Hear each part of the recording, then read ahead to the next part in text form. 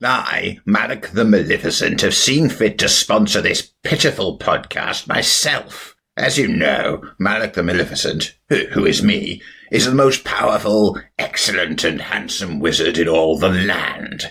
He is guaranteed to be 100% better than that Victor von Wolfhausen Smythe, and not at all genocidal. Malik the Maleficent, for a better tomorrow. Briefly.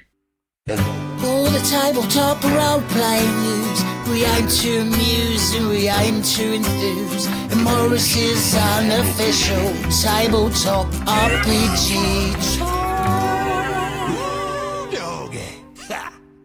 Hello, and indeed 50 more hellos, because today is a special episode of Morris's unofficial tabletop RPG talk. This is episode number 50, and to celebrate this very, very special episode, I have two very, very, very special guests. The first of these guests you'll have met before. The first of these guests is Darryl, our sound engineer and editor. Darryl, say hello. Hello, everyone. I'm Darryl. I'm the sound engineer. I write for Ian World, and I do my own stuff. Your own stuff. He's being humble because his Dragonlance video was, like, really, really good. It was. Actually, I love those videos you do, Darryl. Thank you very much. I've got another one that's going to be coming out. It's going to be the full review of the Shadowrun 6th edition beginner box. That's about 4 times longer than the review I did on Ian World. That was my text review. Because I'm a masochist and decided to make the video the long one for some reason. Is that thing available yet? Can I pick that up yet? It's going to be available in about sometime around Origin, so about 2-3 weeks, apparently. Right. There's no firm release date yet. And see, Darryl does this funny thing where he actually prepares a script in advance and knows what he's going to talk about to make sure he covers what he wants to talk about, and then he edits it incredibly professionally later. And as opposed to me, where I just turn on the mic and start talking, and I have this sort of Ed Wood approach when I do a video. I'll just fix it in post. You know, no matter what the disaster is, I'll just edit it. And you can really tell that Darryl puts a lot of work and craft into his videos. That's sort of like me and Peter. He'll turn up and we'll sit down and then we'll go, what should we talk about then? Yeah. I don't know. Do we have a sketch? No, right, I'll quickly write one. Okay. Well, so speaking of turning up, is that him over there on the couch? Is that his leg? Yeah, unfortunately, Peter has had a bit of an accident. Oh, no. He was engaged in an overly strenuous role-playing game session. Oh, no. And spoke so much that he's come down with laryngitis and is now unable to talk. So he's sitting there, he's blink once for yes and twice for no. There you go. One blink there. Yeah, so he's with us. All right, so it was is this to the level where the Southampton Guild of Role Players is going to have like bylaws, or did it get that out of hand? Were the police involved or anything? I'm glad I wasn't there because I'm sure it's going to hit the newspapers this week. Put it that way. All right, last question. Do we know what game he was playing? Peter, blink once for Monopoly. and twice for topless volleyball. Wow. Wow. All I can think of is Top Gun. That's exactly. He oiled up and everything. Oh, man. All right. Well, I'm hashtag Team Peter a lot, especially when he tells terrible puns. So we wish him a speedy recovery. Talking of Peter, who is most definitely here. Oh, totally. Yeah. I have one other guest here whose voice you've already heard in this podcast, and who you may not have heard in previous podcasts, but I've been on his show, I think, is it twice? I want to say twice. At least twice, and it's been a real pleasure both times. And I would like to say that the statistics on both of those shows were higher than average. So fantastic. Yes. Well, my second guest is, of course, Mr. Shane Stacks. He's all the way here from America. Yes. He rode over the Atlantic. Yes. Me, I just use Skype. Yeah, I actually... I said to him when he got here, look, Shane, why didn't you just use Skype? But no, he's dedicated to his craft. What can I say? Yeah, but boy, I just got in, and boy, are my arms tired. So, yeah.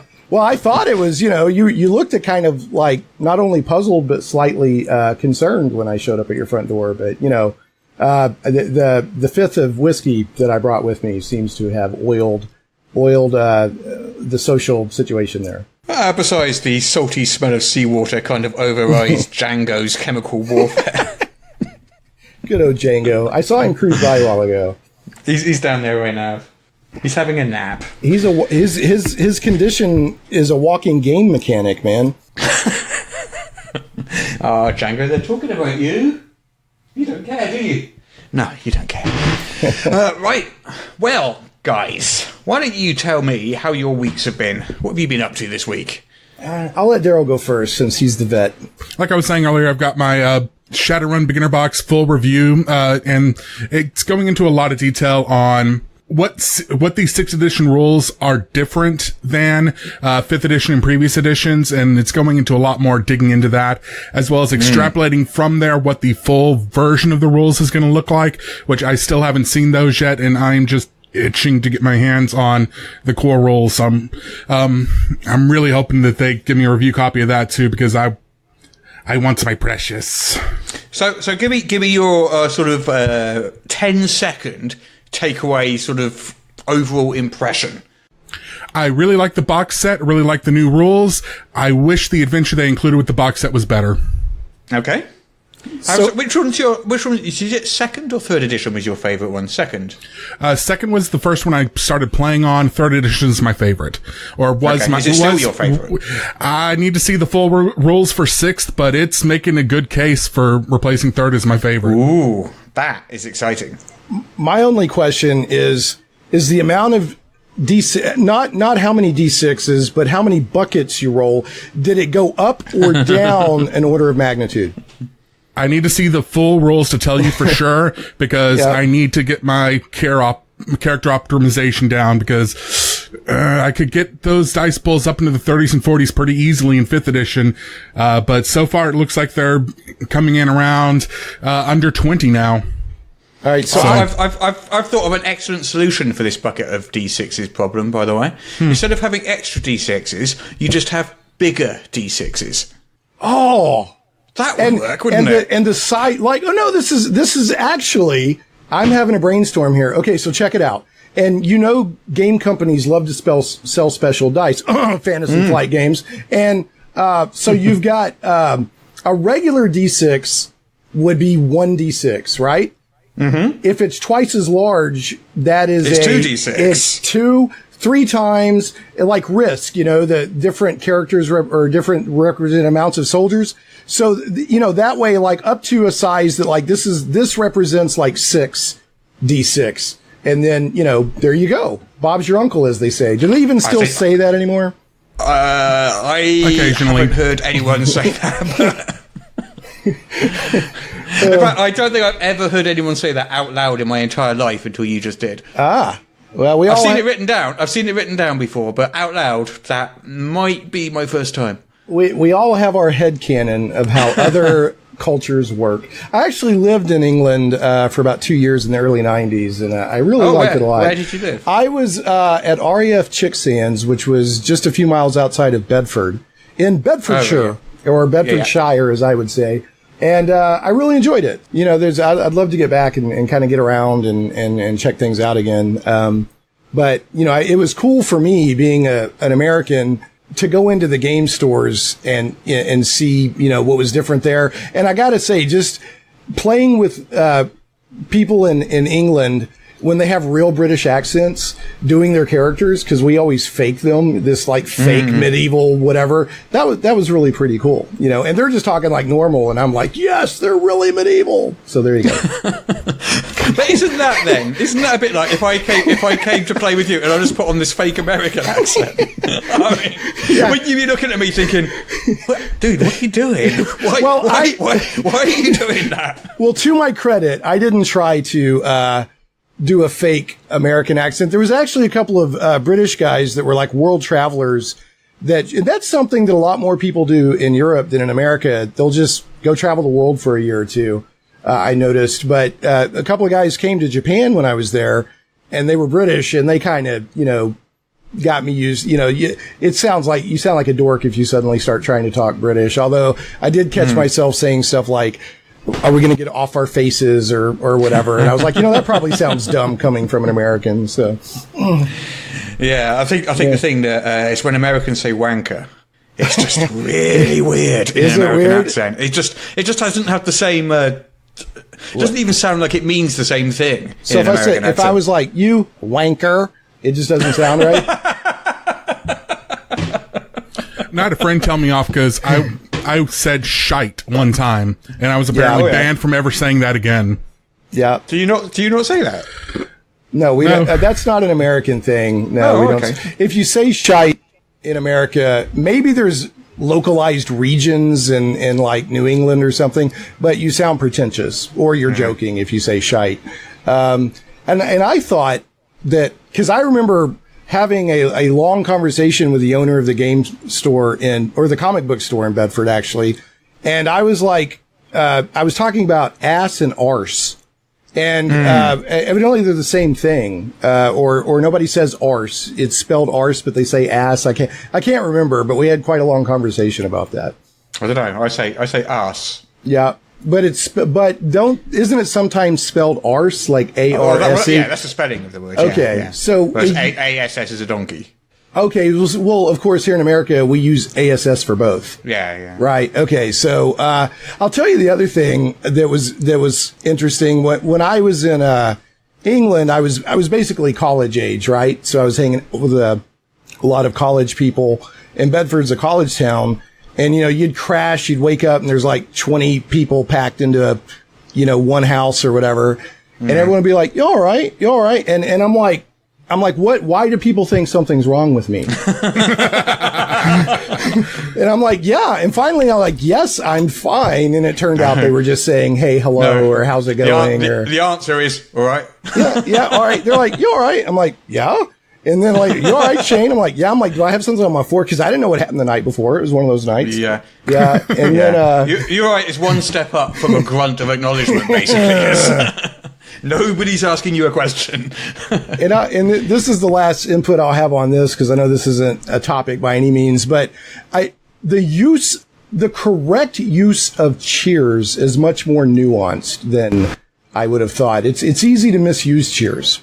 Like, use it. I don't know. I suppose that's a few different meanings. Yeah. Yeah. I'll use it for thank you. I'll use it with a glass. Right. Various different things.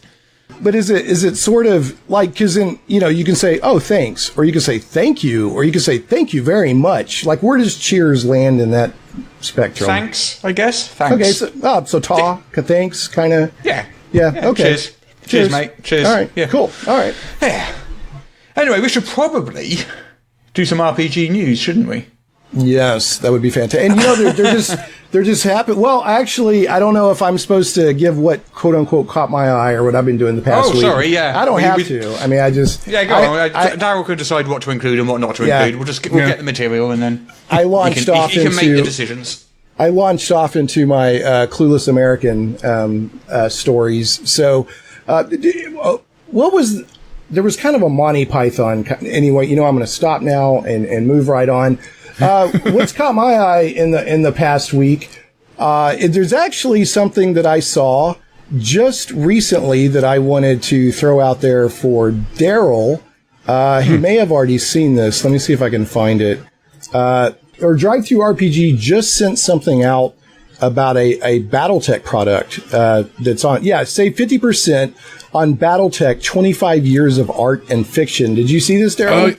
Yeah, that there's actually I talked about that in my BattleTech video. There's a bit of a history on that book specifically. Right. Because it got caught up in the legal dispute between Harmony Gold and Catalyst Game Labs and FASA over the years. Because they got permission to use the old designs when they first released that book, the 25th anniversary book. Because now they're this is the 35th anniversary this year of BattleTech. So this book is 10 years old, but it's still an amazing book because it goes through the art of all the different years. But they got permission to use the original artwork, and then Harmony Gold changed their mind and said, nope, Wow. So they had to pull the book before it could go. It was on its way to press. They had to basically stop the printing process, redo the book to take out the offending artwork, and then send it back to the presses before they can get the final copy. Now there's been rumors that they did print it and it got pulped, but I had it confirmed. It never actually made it to print. It was just a digital edition. But yeah, that book is actually a really, really good book if anyone's interested in a lot of the artwork and the original designs for BattleTech over its first 25 years, and especially how the art evolved from that more anime style, like very Japanese style mecha design to the more seeming industrial designs that they started using later on. So a quick question on that, and folks, if this makes it into the podcast, I just want to say, if you want somebody who is as adjacent to BattleTech as it's possible to be without actually being on the design team, follow Darryl. I mean, he could talk all day about BattleTech. He knows his stuff. But this, I guess on this thing, do you know, was it just a gentleman's agreement on the rights? Because if I had it in paper, I'd be like, sorry, I'm not reprinting this thing. Do you know what, like when they said, yeah, you can do that, do you know how the Harmony Gold changed the mind on them? No one knows except for the people who know. And this came up a lot in the video I did. Anytime there's a legal settlement, in America at least, there's usually a gag order attached. So neither side can actually talk about what actually went on in the trial that was sealed. Unless it was already released publicly, no one's going to talk about it. So we don't know exactly what the deal was between Harmony Gold Rares. We just know the results of what happened. And we have to kind of extrapolate from there. So, all right. So we don't know what happened. Hopefully it'll all move forward smooth from there. However, the main thing is the deal of the day. Well, I guess if it's a deal of the day, maybe by the time the podcast goes out, it won't even be relevant. But they're running 50% off as of right now on Drive-Thru RPG on the book itself. So I'm sure that's a digital copy. Unless I don't know if you could have something like that pay to print or not. So a couple of things that grabbed my attention and I know Morris and Peter. So if Peter frantically blinks his eyes twice over there, let me know. But I know Morris. Unfortunately, Peter was involved in a bit of an accident this weekend. Did you hear? Oh no! Was this the one that involved the manhole in the wrecking ball? Yeah, you heard about it. Yeah. It made the news stateside. That was Peter. Really? Yeah, that was Peter. Yeah. That's why he's not able to talk on this podcast this week. I mean, after seeing something like that, I'm not sure. I mean, he was really keen on being here for episode number 50. He was super keen, but circumstances happened, and there he is lying on the couch with a full body cast. Oh my goodness! All I can see is his eyes. I thought. See, you thought that was my pet mummy, didn't you? Well, no, I saw a leg, and I just thought he was wearing like a white robe or something. He's in traction. Yeah. Wow, and all you can see is his eyes. Wow. Yeah. So, can you confirm this for me, or maybe Peter can?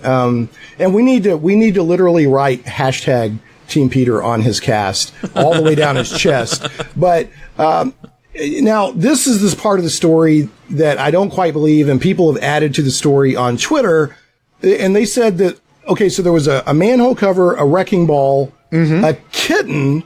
Which I believe all of that, but we don't talk about the kitten. The kitten. Okay, so there was a creature possibly of some sort. Yeah. Redacted. There was a redacted, and I heard. Now I don't even know if you guys have these in Southampton or not, but I heard there was also something to do with the Hells Angels.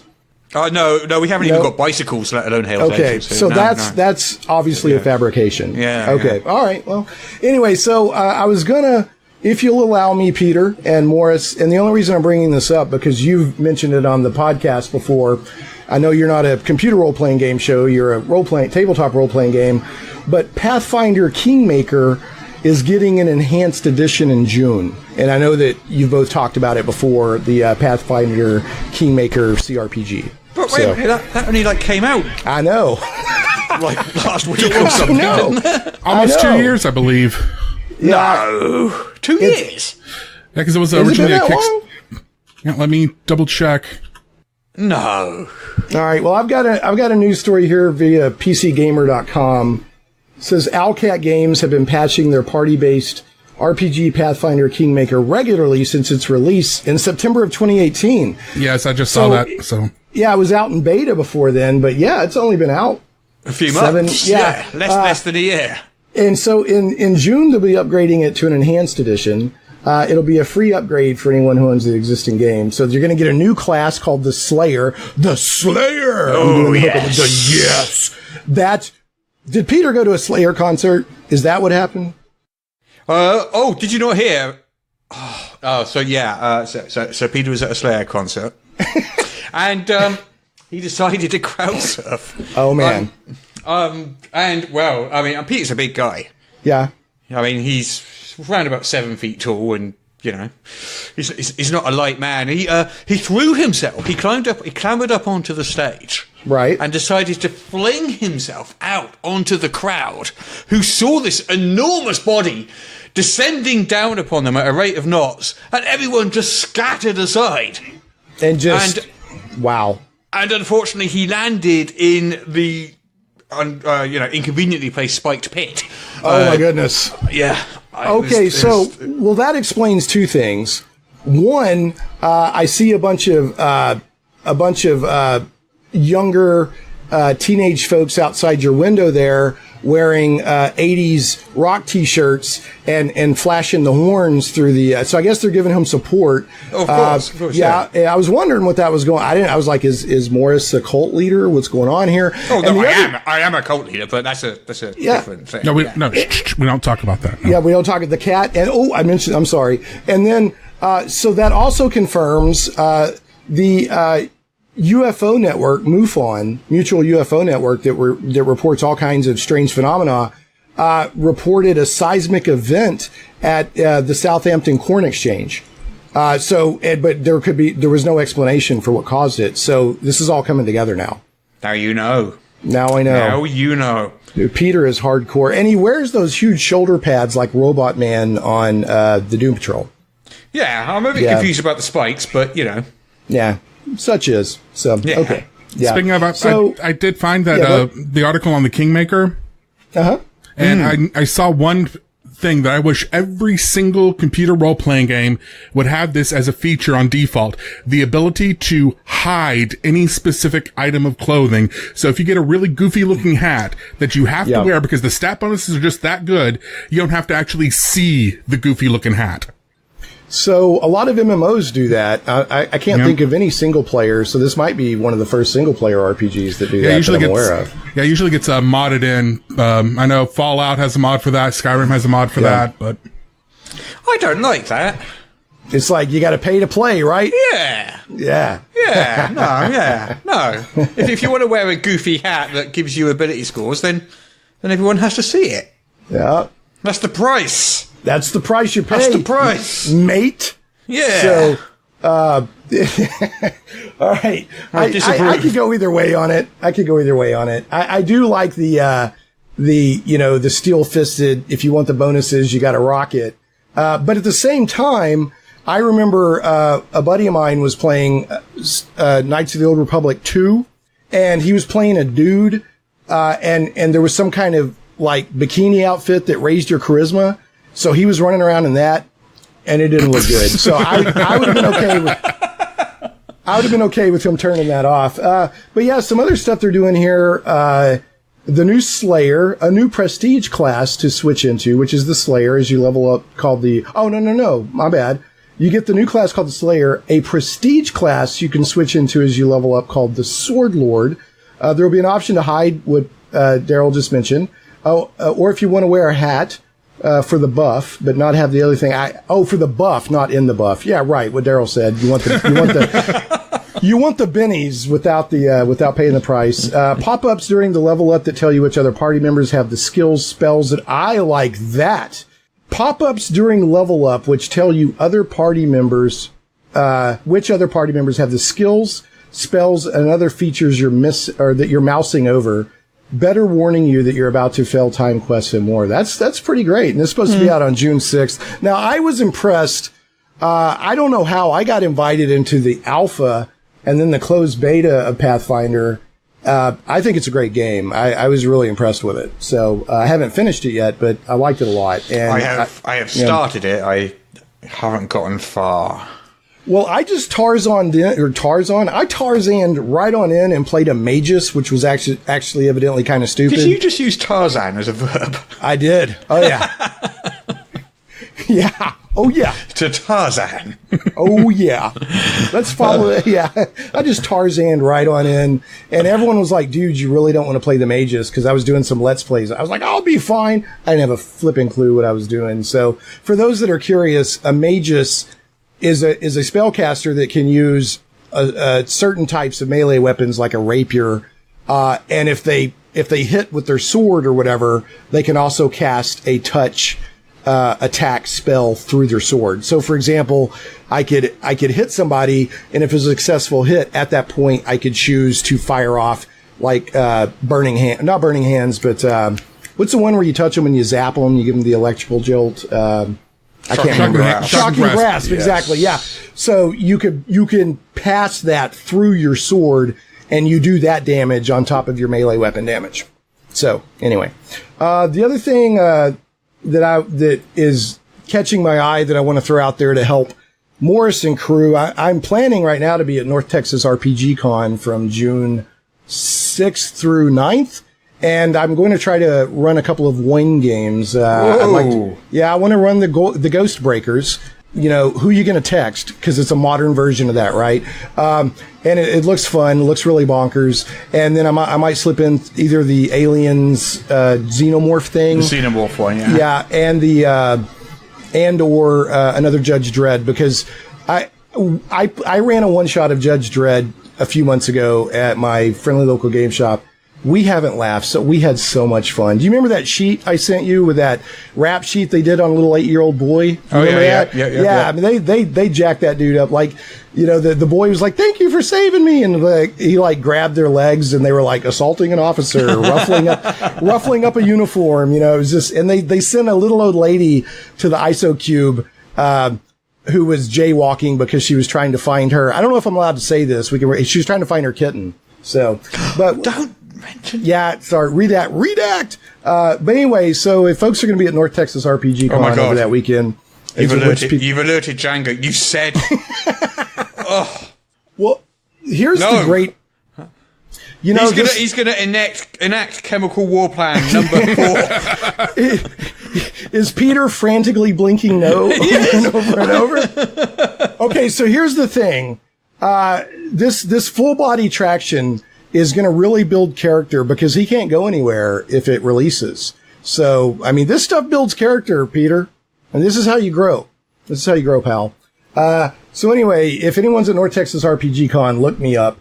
It's evidently a good mix of old school, the kind of folks that you would find at Gary Con and newer gaming. So, and I'm hoping to run into, Jeff D.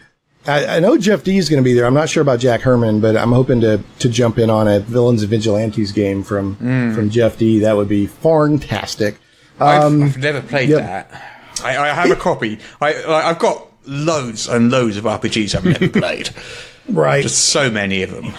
So many. Well, if you ever want to sell it, because I'm trying to track down another copy. You know me. Okay. You know me. You know I'm a collector. Yeah, I don't. Yeah. They don't go anywhere.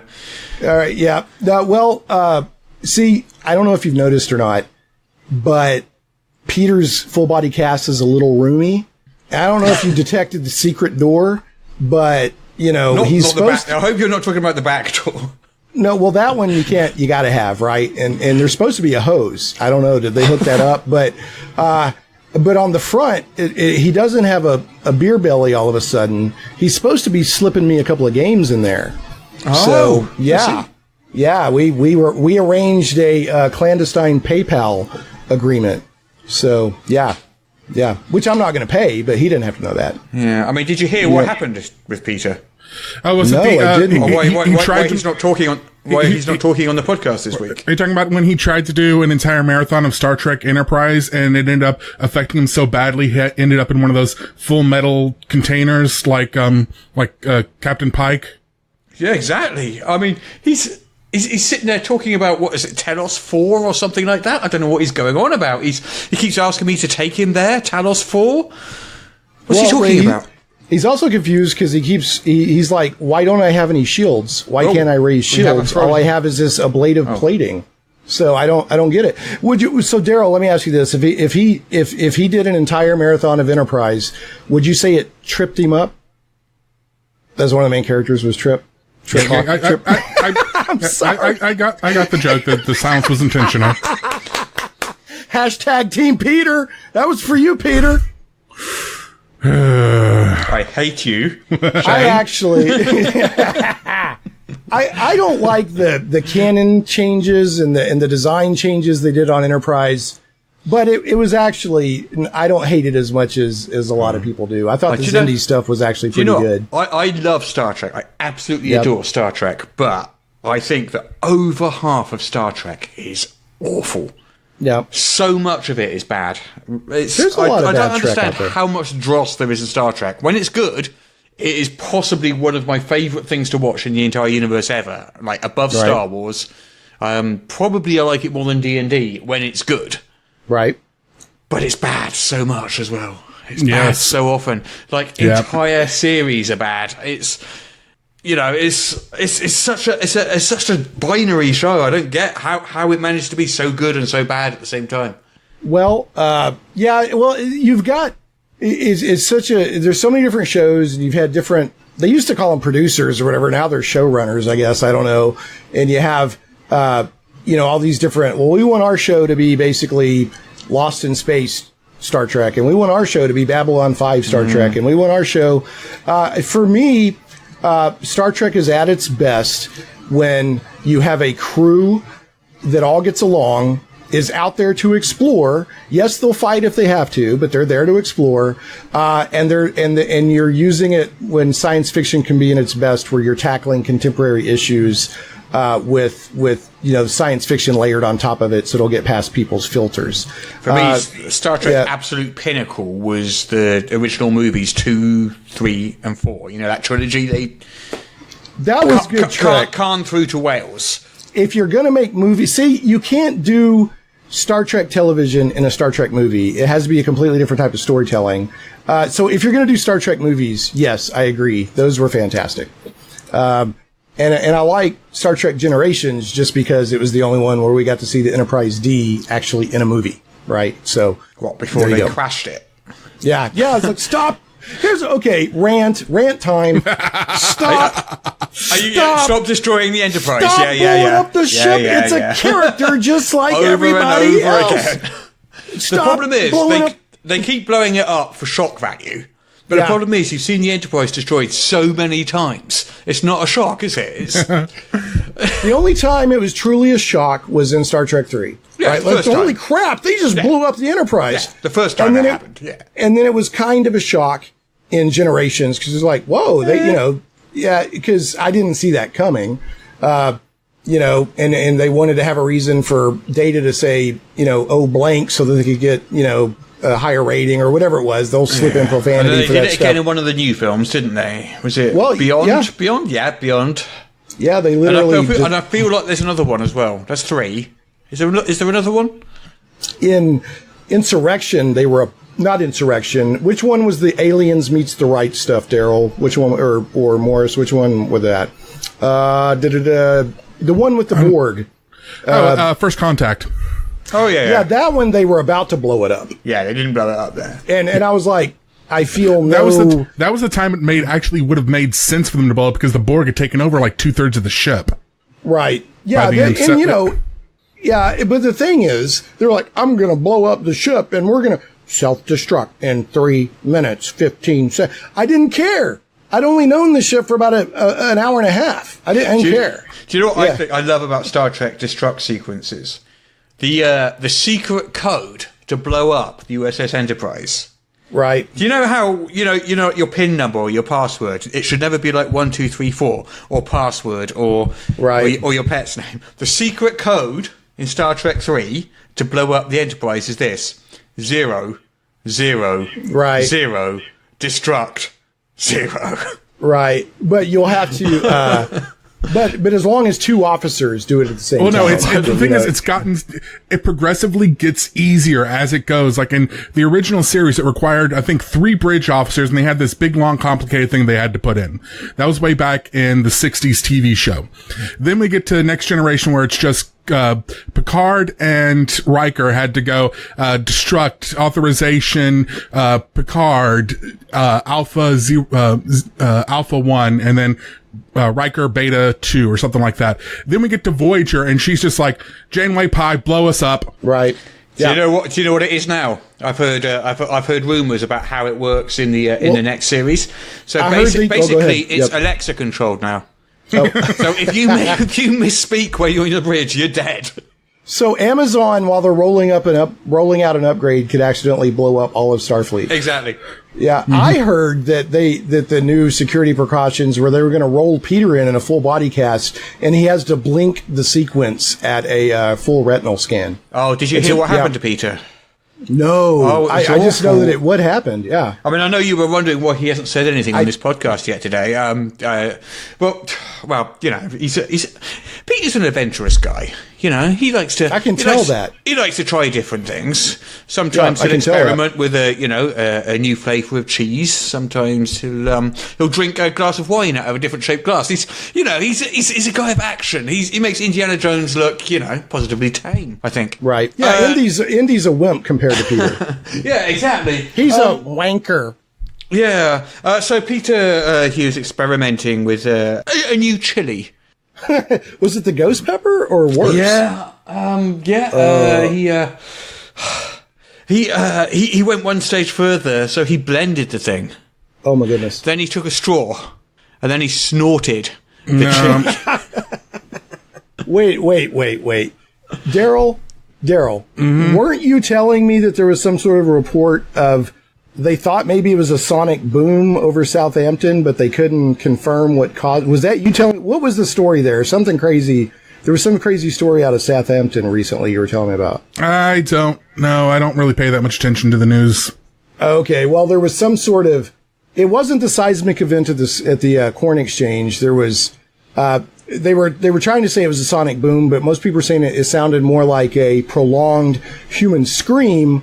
But the local eggheads were saying that no human could sustain a noise of that decibel and in that range for that long a time. Yeah. I mean, that's why he's there, sort of wrapped up in these cold bandages, and he's got this freezing unit attached to him. You see the freezing unit there? I do. Yeah, because his body temperature has reached something like 4,000 degrees Kelvin. It's amazing.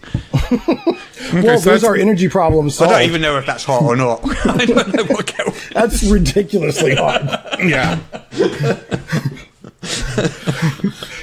4,000 Kelvin is 88 degrees Celsius.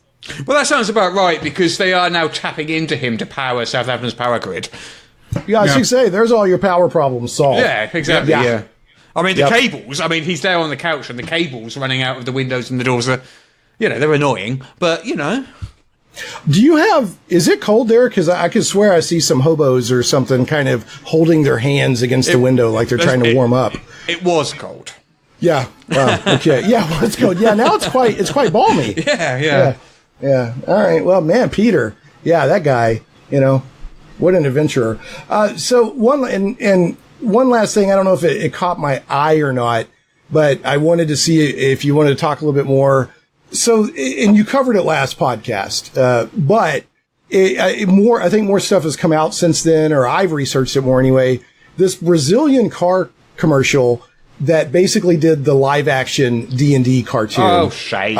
We've got like 4 pieces of news, and that's one of them. Oh, okay. Redacted. I didn't expect it to be a news item because you talked about it last week. It is a very slow news week. Yeah. So, all right. So do you want to hear what I've been doing this week? Oh, no, not really. Hey, Darryl. As we're an hour and 20 minutes into the podcast, we haven't even started yet. Hey, man, I'm eating a Pop-Tart. I'm cool. So I've been preparing for UK Games Expo all week. Yep. And UK Games Expo is taking place this coming weekend. So this podcast goes out on Wednesday. I will, as you listen to this on Wednesday, I will be in Birmingham tomorrow, setting up the stand.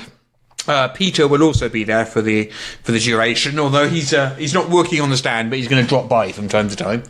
I tried to. Well, now is he going to be like in a pulley kind of? I mean, how's he getting around? Is he going to have a handler to kind of push him around? Did you not hear what happened to him? Vaguely, I just know that he's had some kind of situation. Oh God, yeah. So he went exploring as Peter does. And he was exploring some kind of Siberian wasteland.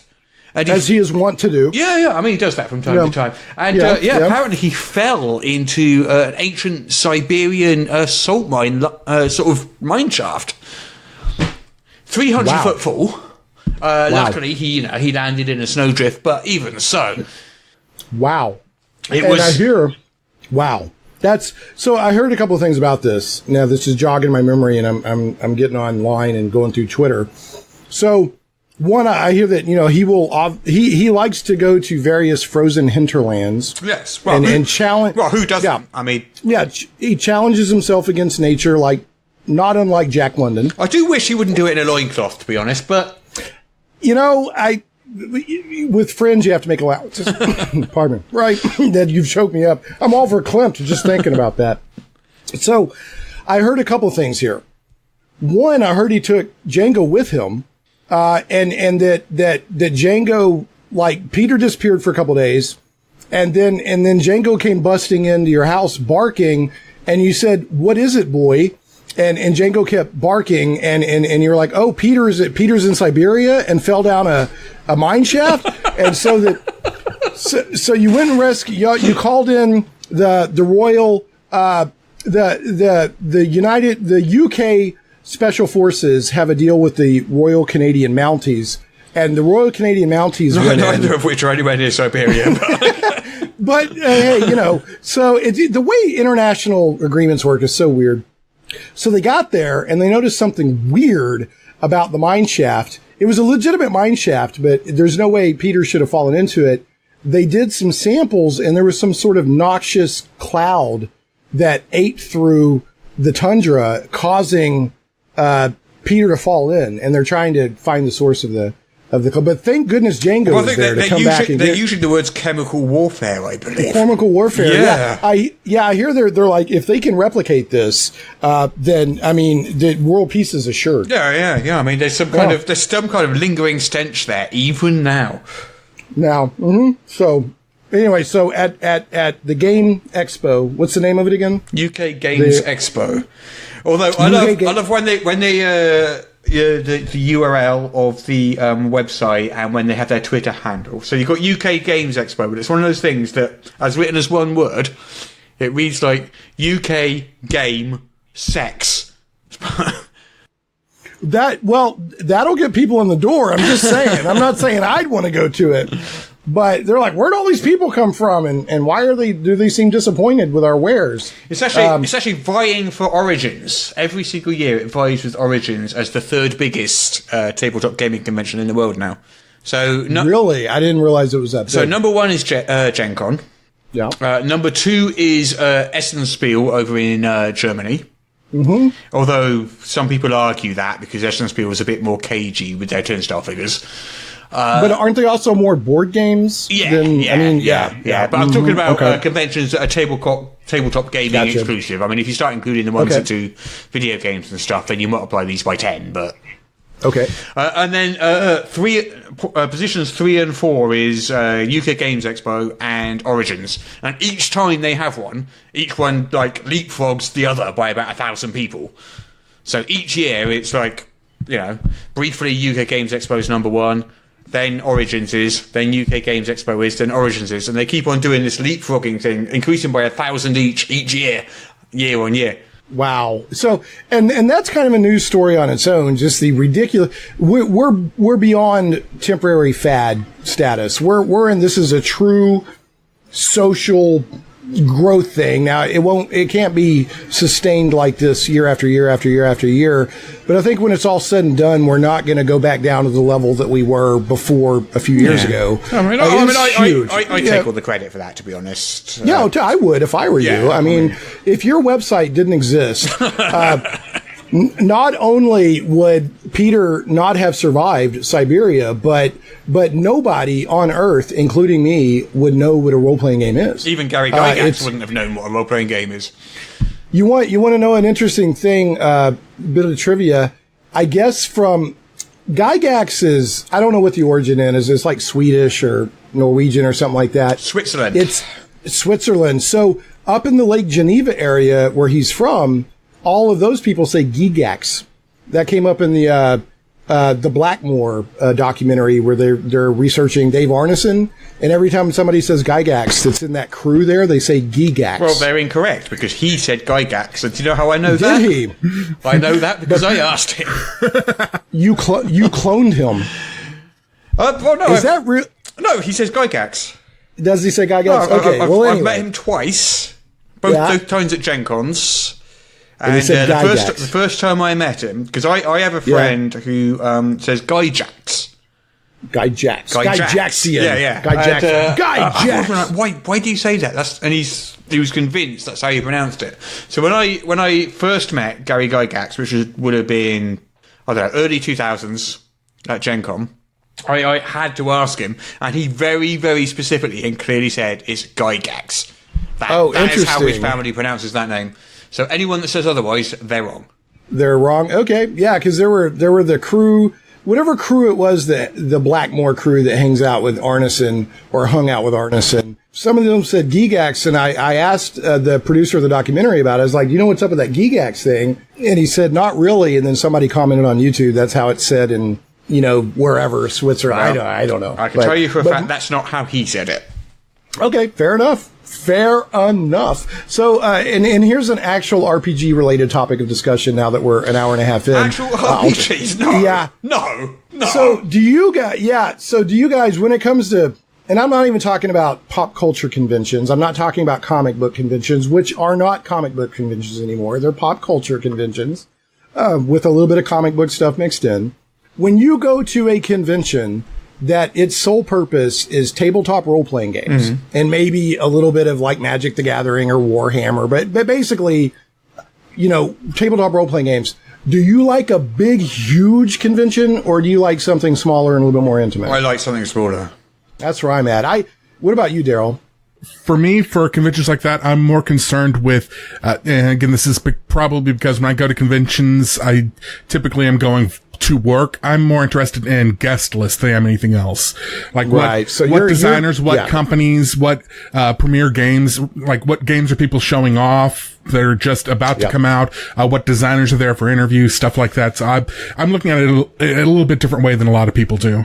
Okay, fair enough. Yeah, that's way more than fair. I do like to network and, meet people. And I don't like just like, hey, how's it going? I'm going to pretend I like you so I can get you on the show. Like, I like to have fun and play games.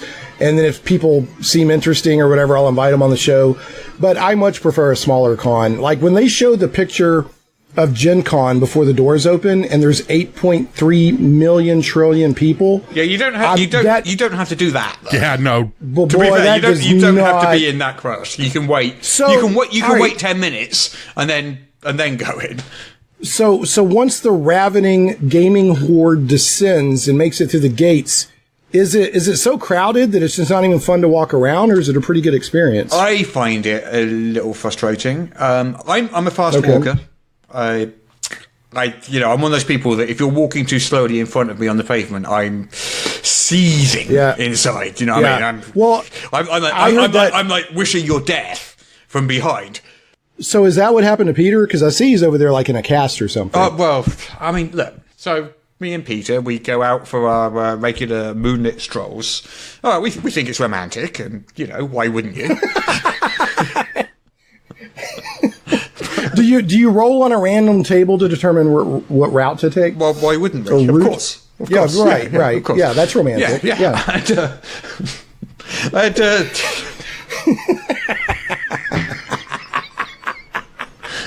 So anyway, so he got in front of you because he was admiring a family of rabid badgers on the bank, and he slowed down to admire nature and all of its potent fury, and you just walked him down.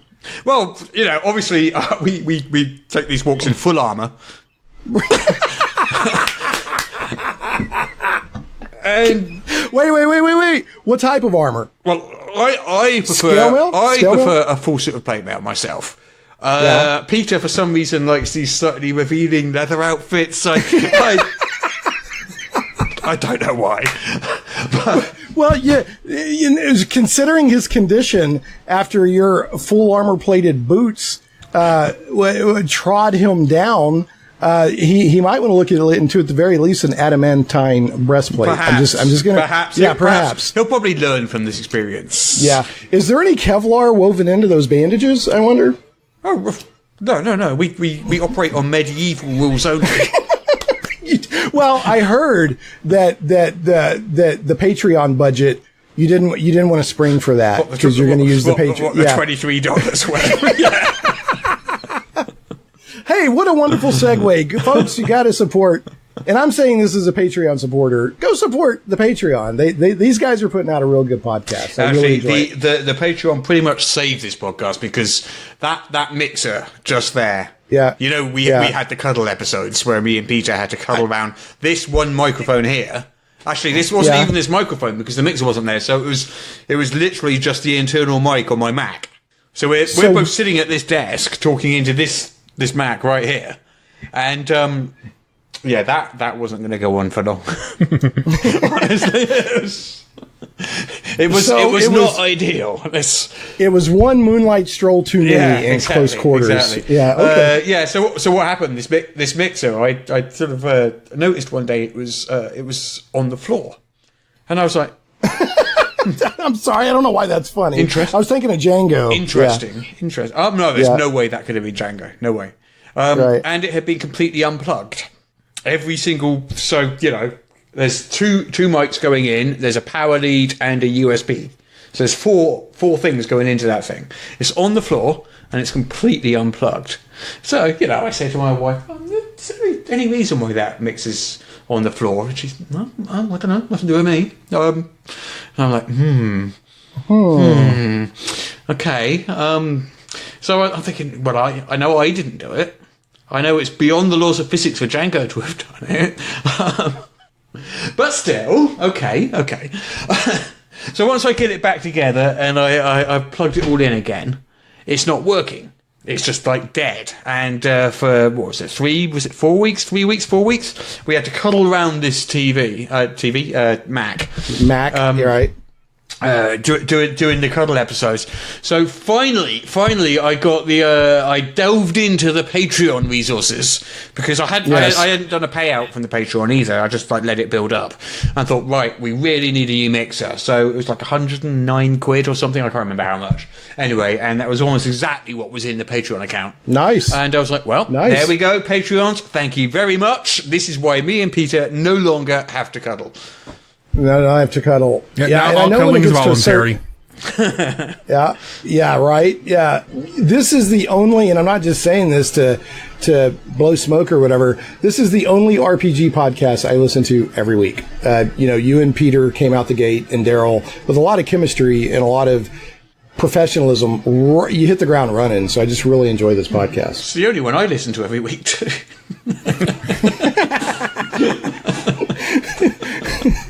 You dance around to it and look in the mirror. Actually, I do listen to it every single week. I don't know why. Do you listen to your own show? I've been doing radio for about 5 years now. And I'll just be honest and admit, at first I liked to listen because it was a thrill to hear myself on the radio. You just like the sound of your own voice. Now I'm absolutely... I think you realize that you hit a level of... You level up a little bit when you're doing podcasting or radio when you're like, I'm actually sick of my voice. I don't ever want to hear my voice again. So, and then you're doing it for the love of the craft and not because, oh wow, I'm so amazing or something like that. But I listen to every show to try to get better.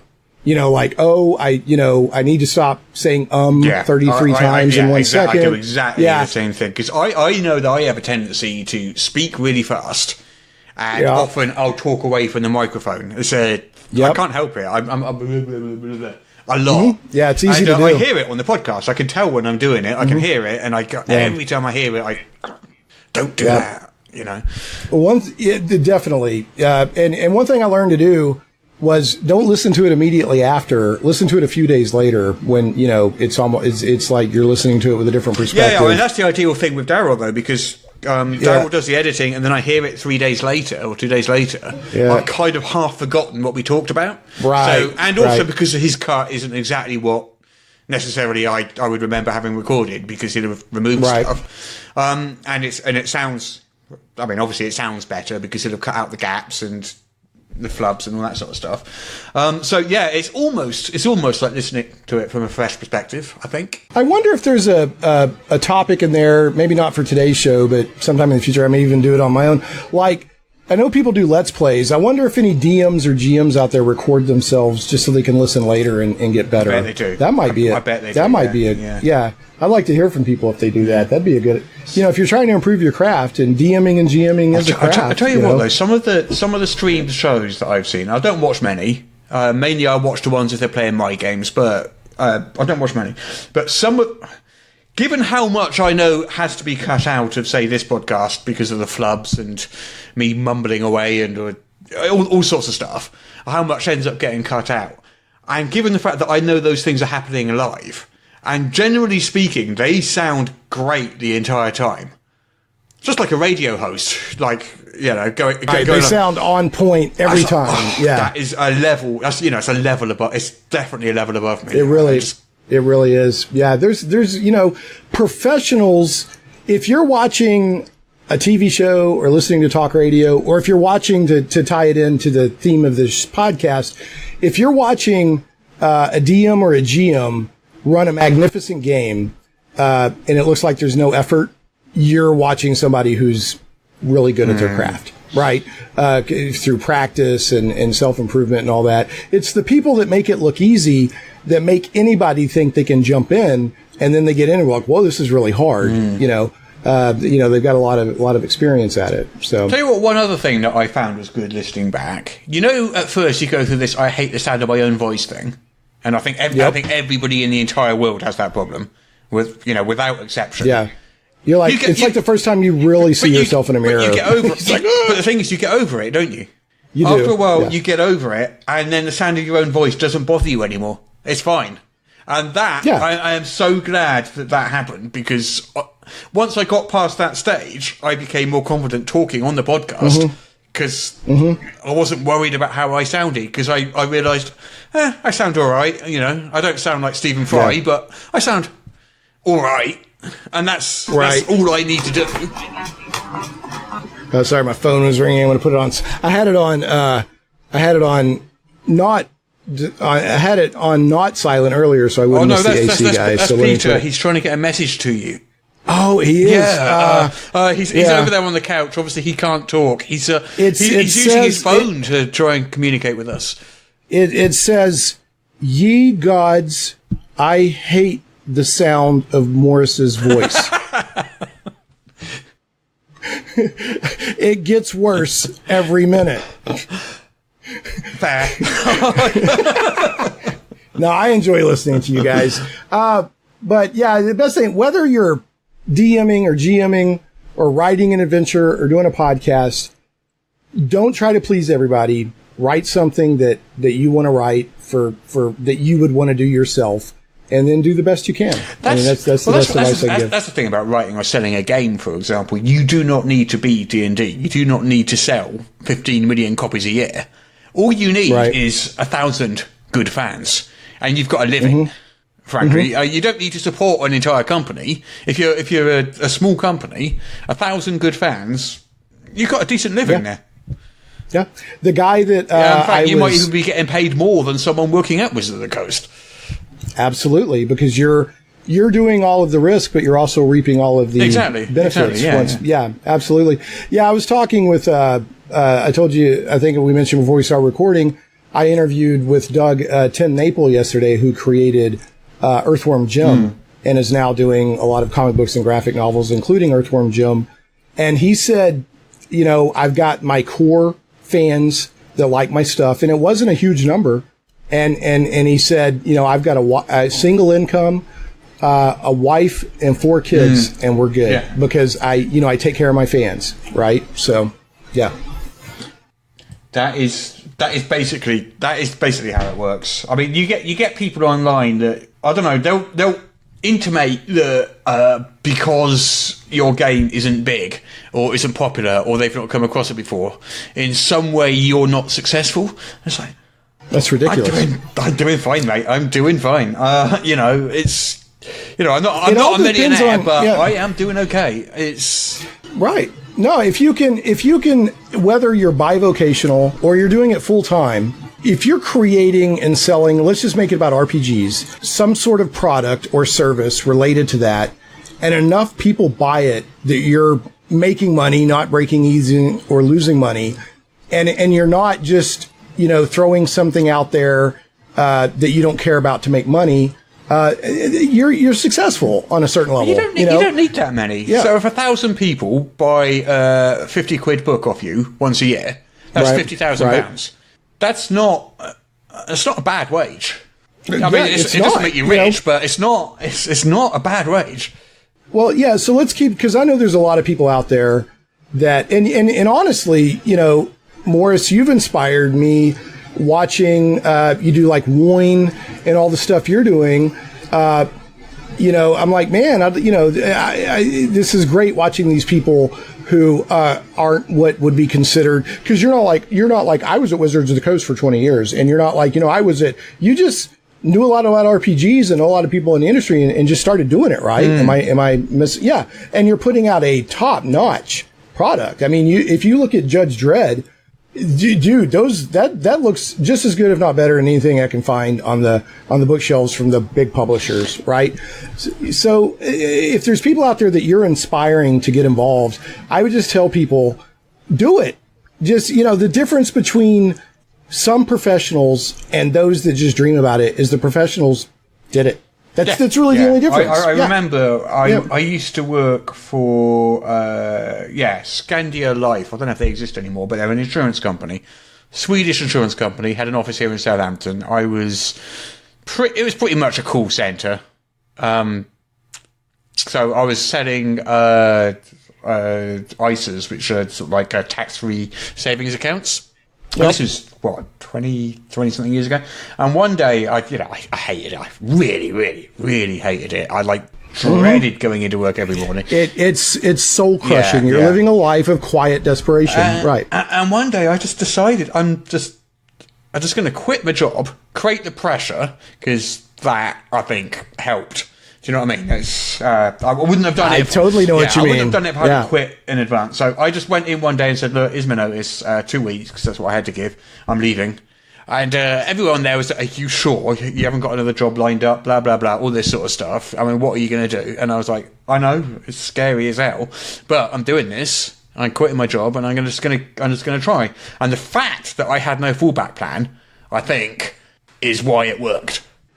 So you don't want to put yourself into a situation where you stress yourself out to where you're putting yourself into a hell of unrealistic expectations.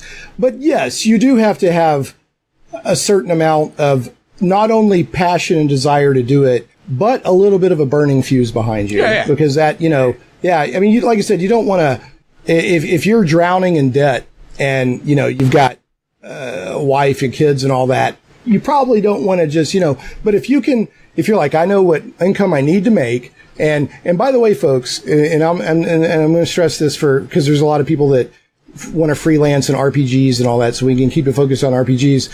You can live really good on a somewhat small income if you don't have any debt. And so get yourself, that's just a practical thing. Get your debt down, and then you have a lot more wiggle room to go out there and experiment. Lucky. I mean, I have no debt whatsoever. I ended up going full-time, going the other way. I started out part-time, just doing bits here and there. When I was writing for Any Cool News, I had a full-time job on top of that. When I started doing the Gamers Tavern podcast back in the day, I had a full-time job on top of that. And then the other stuff just kept growing and growing and growing to the point where I was like, I had some money saved up, and I said, okay, I don't need this full-time job anymore. It's cutting into my work. Out of curiosity, and obviously you can edit this out of the podcast, but what did Ain't It Cool News pay you at the time? Absolutely nothing. Nothing? I was not. You're doing it for. I was doing it for exposure. Oh, God. I'm going to circle this back to RPGs because I tell a lot of people, and I share it out. Morris, you and Peter did a show, and I think you wrote an article on realistic and respectable freelance rates. And I really, because you're like, look, people are worth their pay. If they're good and if they're, you try not to work for free. Now having said that, there are times where, like, for example, Ain't It Cool News? Hey, you want to work for a little while, get some experience? It's almost like you're interning, and you get a little bit of experience, you get a resume bullet, but don't do that indefinitely. But think about it this way. Yeah. Okay, so it worked out for Darryl that one time. Right. 99% of the time it doesn't. And also, wouldn't it have been better if Darryl got that exposure and was getting paid? Yeah. Oh, I would totally agree. I'm saying exposure's not instead of getting paid, it should be as well as getting paid. I agree with that. I'm just saying that there are times where you can parlay it. Like, for example, I'm trying to think of a website out there right now that's just, everybody reads it and da-da-da-da. And if they're like, hey, Shane, do you want to give us a couple of free articles I might consider it, probably not. But 99% of the time, it's not good. Every now and then, maybe consider it. Probably twice a year, I'd say. I would get contacted by, I think, Forbes once, Huffington Post a few times. Various different outlets, and they've seen an article on my site they've liked, and they said, can we use this article? And my response has been, how much? And they've come back and said, I'm sorry, we can't pay you for it. And I said, no. Then you cannot use it. And I don't blame you. I'm ironically, I'm arguing to always make sure you get paid. I'm just saying every now and then a perfect storm will come along where maybe you can actually benefit and not completely get taken advantage of. One in a million times. Yeah, one in a million times you can jump out of a skyscraper and survive. Don't do it. And survive, right. The point is, I would even, it's worth listening to probably at least once a year if you're a freelancer. The conversation you had with Peter on that was excellent, and I think a lot of freelancers, whether it's artists or writers or maybe people making sounds and music, don't give yourself away for free. You're worth something. You're putting time into it. Most people are so eager to be validated by having whatever they created be deemed acceptable enough to throw up there and they get a credit. They're so tickled pink by that. They don't realize that, there's a business end here. And the ironic thing is the larger companies like Huffington Post or Ain't It Cool News, whatever, the ones that are like, we'll give you exposure are the ones that probably can actually afford to pay. It's that insidious thing where they make you believe that exploiting you is a privilege. Yeah, that's the bit I don't like. And here is the counter argument every single time. If a site is big enough that the exposure is going to be enough to help me, that site should be big enough to pay me. Yes, exactly. That's the fundamental paradox behind it. Yeah, 100%. Now, I do know that. Did you guys ever see that Will Wheaton, the guy Wesley Crusher and all that? Mm-hmm. He wrote a whole article about that where the Huffington Post was like, and this is Will Wheaton, within geekdom, a famous guy. And they reached out to him and said, hey, we want to use your article from your blog, blah, blah, blah. And he did the same thing Morris did. Okay, sure. What's your rate and what's your terms? Another thing, make sure you know what terms you're agreeing to. But anyway, and they're like, nothing but the exposure is great. And he said, thank you, no. And then he wrote a huge blog post about it and pushed it out all over social media, basically saying that, he's like, no, this is crazy. So, so you know what you're worth. And they're not your friends. And in fact, I heard I see that Peter is over there kind of laid up. I heard that he actually was promised some freelance pay and went to try to collect and ran into somebody named Spiny Norman. Is that actually what happened, or Dinsdale, or the Piranha Brothers, something like that? If you're gonna get a commission for Mafia Weekly. I did warn him. Right? Yeah. And he was like, no, I'm sure they're lovely people. I'm sure they're absolutely fine. I tried to warn him, Mafia Weekly, but no. He said, I'm going to write an article for Mafia Weekly, and they said they'd pay me in exposure. Do you know what exposure meant to them? Exposure to the elements as he's plummeting up. Yes, exactly. Yes. Yeah. Complex fracture. Complex fracture, is a compound. See, it will the exposure will compound into more exposure. But what I heard was that he said, "Hey, I'm here for my quid or whatever," and they said, "Oh no, you got it wrong, mate. You pay us protection money." And he's like, "Oh, I must have misheard." And then he got his big shoulder pads with the spikes, and it just went downhill from there. Yeah. So, I mean, he does wear. Apparently, he wears them in bed too, which is unfortunate.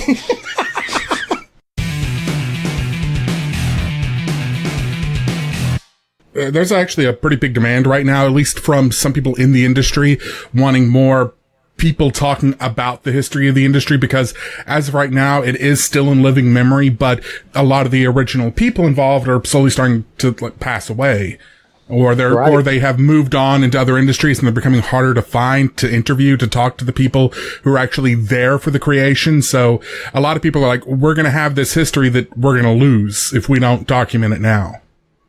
Oh, right. No, I agree. And in fact, one of the things I do on my show, now I'm not an RPG exclusive radio show or podcast, but I cycle a lot of RPG content in it. And I 100% agree that, we've got to get that stuff documented. And that's one of the reasons, like one of the most popular shows I've done within the past year was the guy that's doing the Secrets of Blackmore, where it's like, Gygax is a massive personality. He's very important to gaming.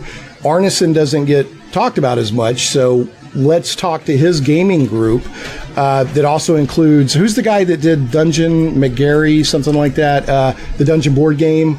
So there's this whole group of people that were very influential on Dungeons & Dragons and role-playing, but they were more on Arneson's side.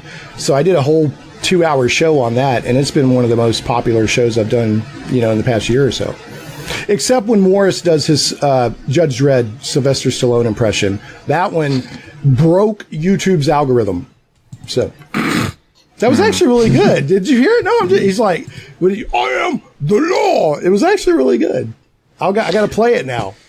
I am the law.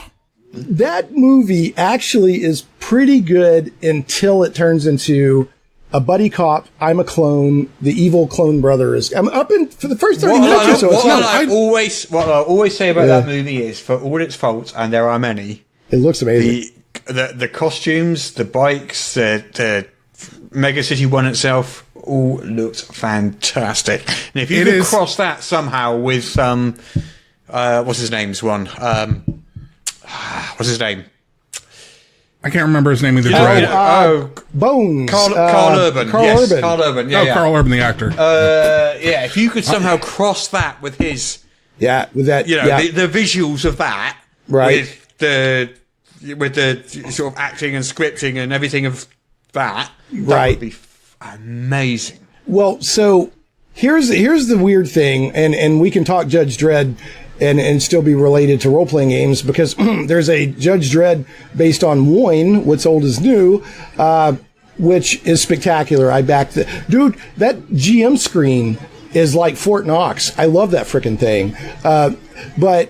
Anyway, so if you're going to want to run into Judge Dredd game, if you want to get into the tone, it's not completely heavy, grindy, grim oppressiveness. And it's not, on the other hand, a buddy cop movie where the guy's dealing with his daddy issues. It's grim with a lot of satire in it. Yeah, right? it's high satire. Yeah. It's British satire on American culture. And that is what is missing from Carl Urban's Dredd. Great movie. Fantastic movie. But I didn't pick up on a satire vibe there. There was no humor to it. Right, at all. But, yeah. Well, that's okay. Not every Judge Dredd strip is funny. Well, like 2000 AD is kind of, I don't know, like, you know, like in Star Trek, you can have an episode which is light and humorous, then you can have an episode which is a socio-political commentary, then you can have one that's just action and one that's a bit of a horror. It's like that, you know, you can have totally different genres within the same comic strip. And you can say the same about the films. Right. The first film held a really very specific place in film pop culture history at this point in time, as it was the last gasp of the 90s style A, action movie, and B, comic book movie. Even more so than the later Schumacher Batman movies, in that it was the last of the ones that was kind of over the top, not trying to remotely take itself seriously in terms of how it approached the setting. It was going for style over substance. Right. In a lot of ways. Well, I will give it this. I'll never take away that it looks amazing. They nailed what it should look like, you know. And when Stallone first shows up, he's being Judge Dredd. He's like, I'm the law. And he's like, you were in that apartment? Yeah, it was my apartment, but they took it over. It doesn't matter. You were in there. You know, you're going back to prison. But then it's like, you know, it turns into the whole, you know, the system is corrupt and blah, blah, blah, and all that stuff. Yeah. So anyway, it stops being a Judge Dredd movie at that point. So speaking of licensing, let me ask you a question. For people who may be interested in licensing things and doing their own stuff or whatever. So you got the license for Judge Dredd from 2000 AD. One, how hard was that? And two, have they been happy with it since it came out? Like, how does that kind of stuff work? So what happened was Angus Abramson, who's a friend of mine, he lives here in Southampton and also used to work for me. He was a co-founder of Cubicle 7. So Cubicle 7 produces the Doctor Who RPG, the One Ring, all that stuff, right? So, which I'm sure will be absorbed by Modifius by tomorrow. But anyway, well, he left Cubicle 7 many, many years ago, right? And it's gone on to do amazing things. But so when he left, it was much smaller. But at the time when he left, it was owned by Rebellion, who owned 2000 AD. So he literally worked in the same office. I mean, it's a bit, I say office, building, as Rebellion. So when we were chatting about what license we were going to go after, Judge Dredd came up as one of the sort of, you know, top ones that we really wanted to get into, partly because it was British, partly because we were both fans of it, and partly because the scope of 2000 AD was so wide that it would allow you to do so many different things. So we're going like, well, you know, let's just pop up to Oxford and ask them, because Angus knows them. Right. So we did that. That's exactly what we did. Drove up to Oxford. Now, was this did you call and set an appointment, or did you just show up? Okay, so you didn't just show up and like, hey. Well, I kind of get the impression that even if we had done, it's, you know, Angus knew them. He was on first team. You know. Okay. So we gave this pitch to them, and I was quite nervous the entire way through because I didn't know these guys. So you didn't just walk in and say, "I am the law. Give me a contract." Yes, let's try that. Yeah. Is what I did. My barrister's waiting to approve it. You say barrister? I don't know. Barrister, no. Barrister's a different thing. Barrister's a trial lawyer. Solicitor is is more of the legal term, what legal. What he said, yeah. Do any of them still wear white wigs? Barristers do, yeah. Barristers? The barrister bears? Anyway, go ahead. Where was I? Anyway, so yeah, we did this whole pitch. The pitch takes, half an hour or so, and I was nervous the entire time. And right at the end of it, they said, yeah, all right then. Okay. No, it wasn't quite like that. I mean, they said, look, that sounds good to us. We've been looking for someone. One thing that companies like that do, and this is why you'll see like Star Wars has, you know, a role-playing game and a board game and pillowcases and all this sort of stuff. They like to have a big, wide portfolio of stuff. Mm-hmm. So even if a given thing, and to Rebellion, the amount of money the Judge Dredd RPG is making, it's nothing. It's not about. It's not the money. It's. I mean, I'm talking for them, obviously, on this sense, so I might be wrong, but they have a big, wide portfolio of stuff, and it's generally getting the brand out there. It's a branding exercise. So with somebody else paying you to do all the work to brand for them. Yeah. So at one end, on the small end, they'll have like this little RPG that I'm producing. At the big end, they've got that. I don't know that. What's the TV show? Mega City TV show they're making. There's the Mega City 1 TV show. There's the Rogue Trooper movie that's coming out next year or the year after. Movie. So that's the opposite end of the scale to what I'm doing, obviously. I heard there's a new video game coming out based off, I can't remember which property from 2000 AD. Don't know. I want something based on that. Morris, when you came on my show, you were telling me about there's some sort of magician or warlock. He sounded really fun. Nemesis the Warlock. Something like that. Yeah, Nemesis the Warlock. I totally want. Yeah, I want. What's the name of your wizard on the podcast that's always like, I guess I'll put Morris in a box. I love his gurgling. Who's that guy? That will be my brother. Okay. Well, what's the name of the character? That's my brother, I forget. But the character he's playing is Malak the Maleficent. I want a Malak Nemesis cage match throwdown, and they can only use magic missile. Interesting. And what's the cantrip that you can use to like clean yourself off or whatever? Prestidigitation. Yeah, they can only use prestidigitation. I can't say that word. Prestidigitation.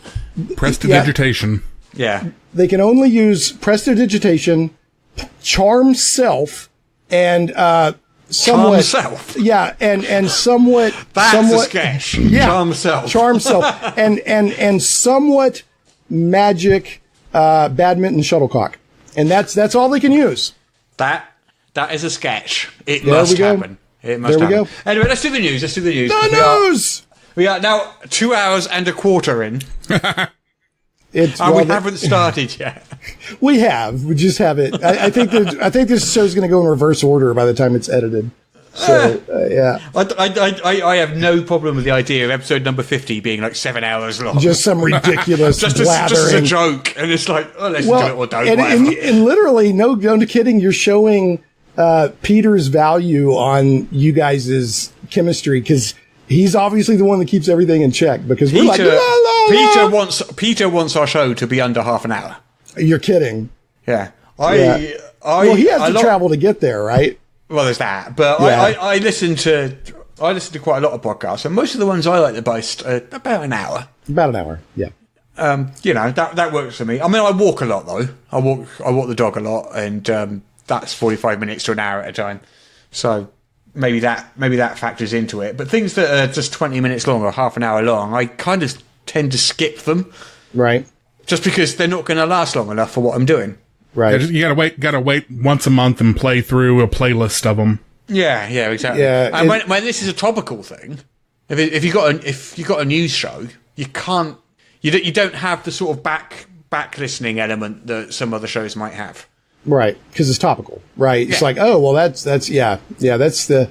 But your show, I think, is somewhat protected against that because only a portion of it is topical. Right. So, that's what I hope, anyway. Yeah. And if you're talking about topical stuff, if you're engaging, it can still be worth listening to. Yeah. I will say, and I think you disabused me of this notion, or maybe Peter did on Discord. When you and Peter started coming out the gate, I thought y'all were longtime friends. The way you were playing off each other and insulting each other in a friendly way, like friends do. And you're like, no, we've only known each other like a year or two. That really surprised me. Yeah, y'all have good chemistry. So anyway, the news. Yes, let's do it. Let's do the news. Okay, where are we in the news? If only there were. I have dug up some stuff, so I might be able to pad things out a bit. Only there were an online website that had RPG news on it. Right. Are you ready? Yes. News item number 1 of 1. No, number 1. Yeah. Number 1 of less than 0. Yeah. Number 1 of certainly a number that you can count on your hand. Well, just apply your Kickstarter scoring, and you can be at 1 of -17. Exactly. Yeah. So, yeah. There we go. Right. Grimmer Space. Do you guys remember Grimmerspace? Yes, that is the sci-fi horror setting for Starfinder that is being co-designed along with Lord of the Rings star and longtime actor Sean Astin. Correct. Yes. From Goonies, you may know him from Goonies, you may know him from Lord of the Rings, you may know him from Harrison Bergeron. Stranger Things. Season 2, I believe. I just always like to throw out Harrison Bergeron because no one seems to remember familiar. that movie. I am not. It sounds wonderful to say. It was a direct to VHS movie back in the 90s that he did. It was one of his first adult acting roles, and he was actually pretty good in it. And it's kind of a really low budget 90s sci-fi kind of thing where it's almost present day because they couldn't afford sci-fi budgets. But it's actually kind of cool. Anyway, talking of Grimmerspace. Yes. as we we're supposed to be. Yeah. So the Kickstarter has launched. Yes. So Grimmerspace, as you said, was the Starfinder compatible horror sci-fi setting by Sean Astin and others.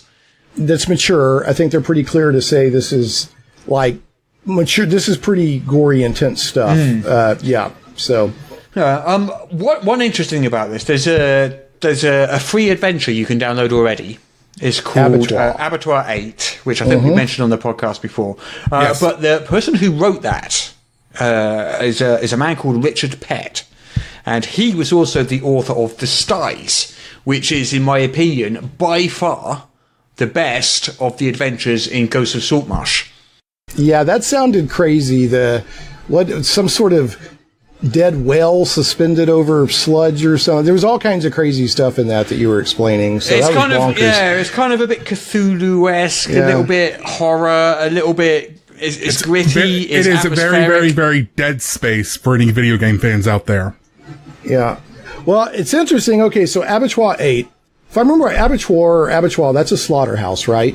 So I was wondering, okay, so one of Kurt Vonnegut's famous novels is Slaughterhouse 5. So I wonder if that's a play on, with Abattoir 8. It is exactly that, and I think I've seen that actually quoted as an inspiration at some point. Okay, cool. I'm fairly sure I have, yeah. Well, cool. I was just pondering that the other day. So I actually downloaded this adventure and stuck it into my folder full of stuff from Drive-Thru-RPG.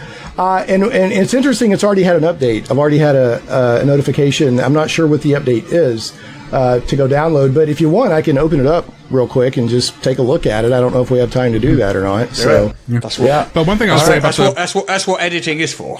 All right. And one thing I'll say about the Kickstarter itself is there's, aside from, if you're not really interested in the game so much because you're not into the dark sci-fi kind of stuff, the sci-fi horror, there's a lot of stuff in there that's actually really cool. Like there's a 60-page hardcover lay flat battle map book that's full of sci-fi, landing pads and offices and asteroid fields and stuff. That's just this big hardcover book that you lay flat, and each one has its own map with grids on it.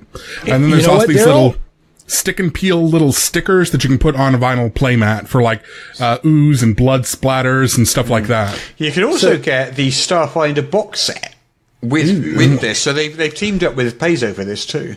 Yes.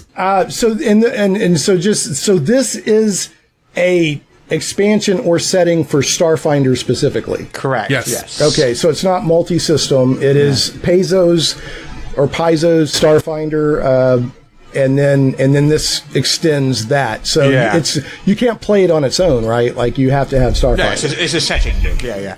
Okay. So what it is, it's like the setting is a sort of grim sci-fi universe without magic in it. And the sort of events that are going on in this are this is where this advanced scientific civilization first encounters magic. Ooh, and I like that. This magic doesn't take a very friendly form.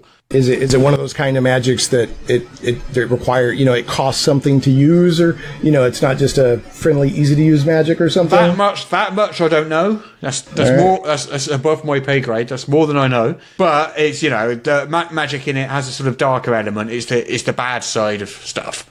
So you're only cleared for Abattoir 6. Yes. Right? You've got full clearance up to Abattoir 6. Yeah. I managed to sneak into Abattoir 7 one time, and oh my god, you do not want to do that. Well, I heard that Peter did that once. You were going to go to the same time.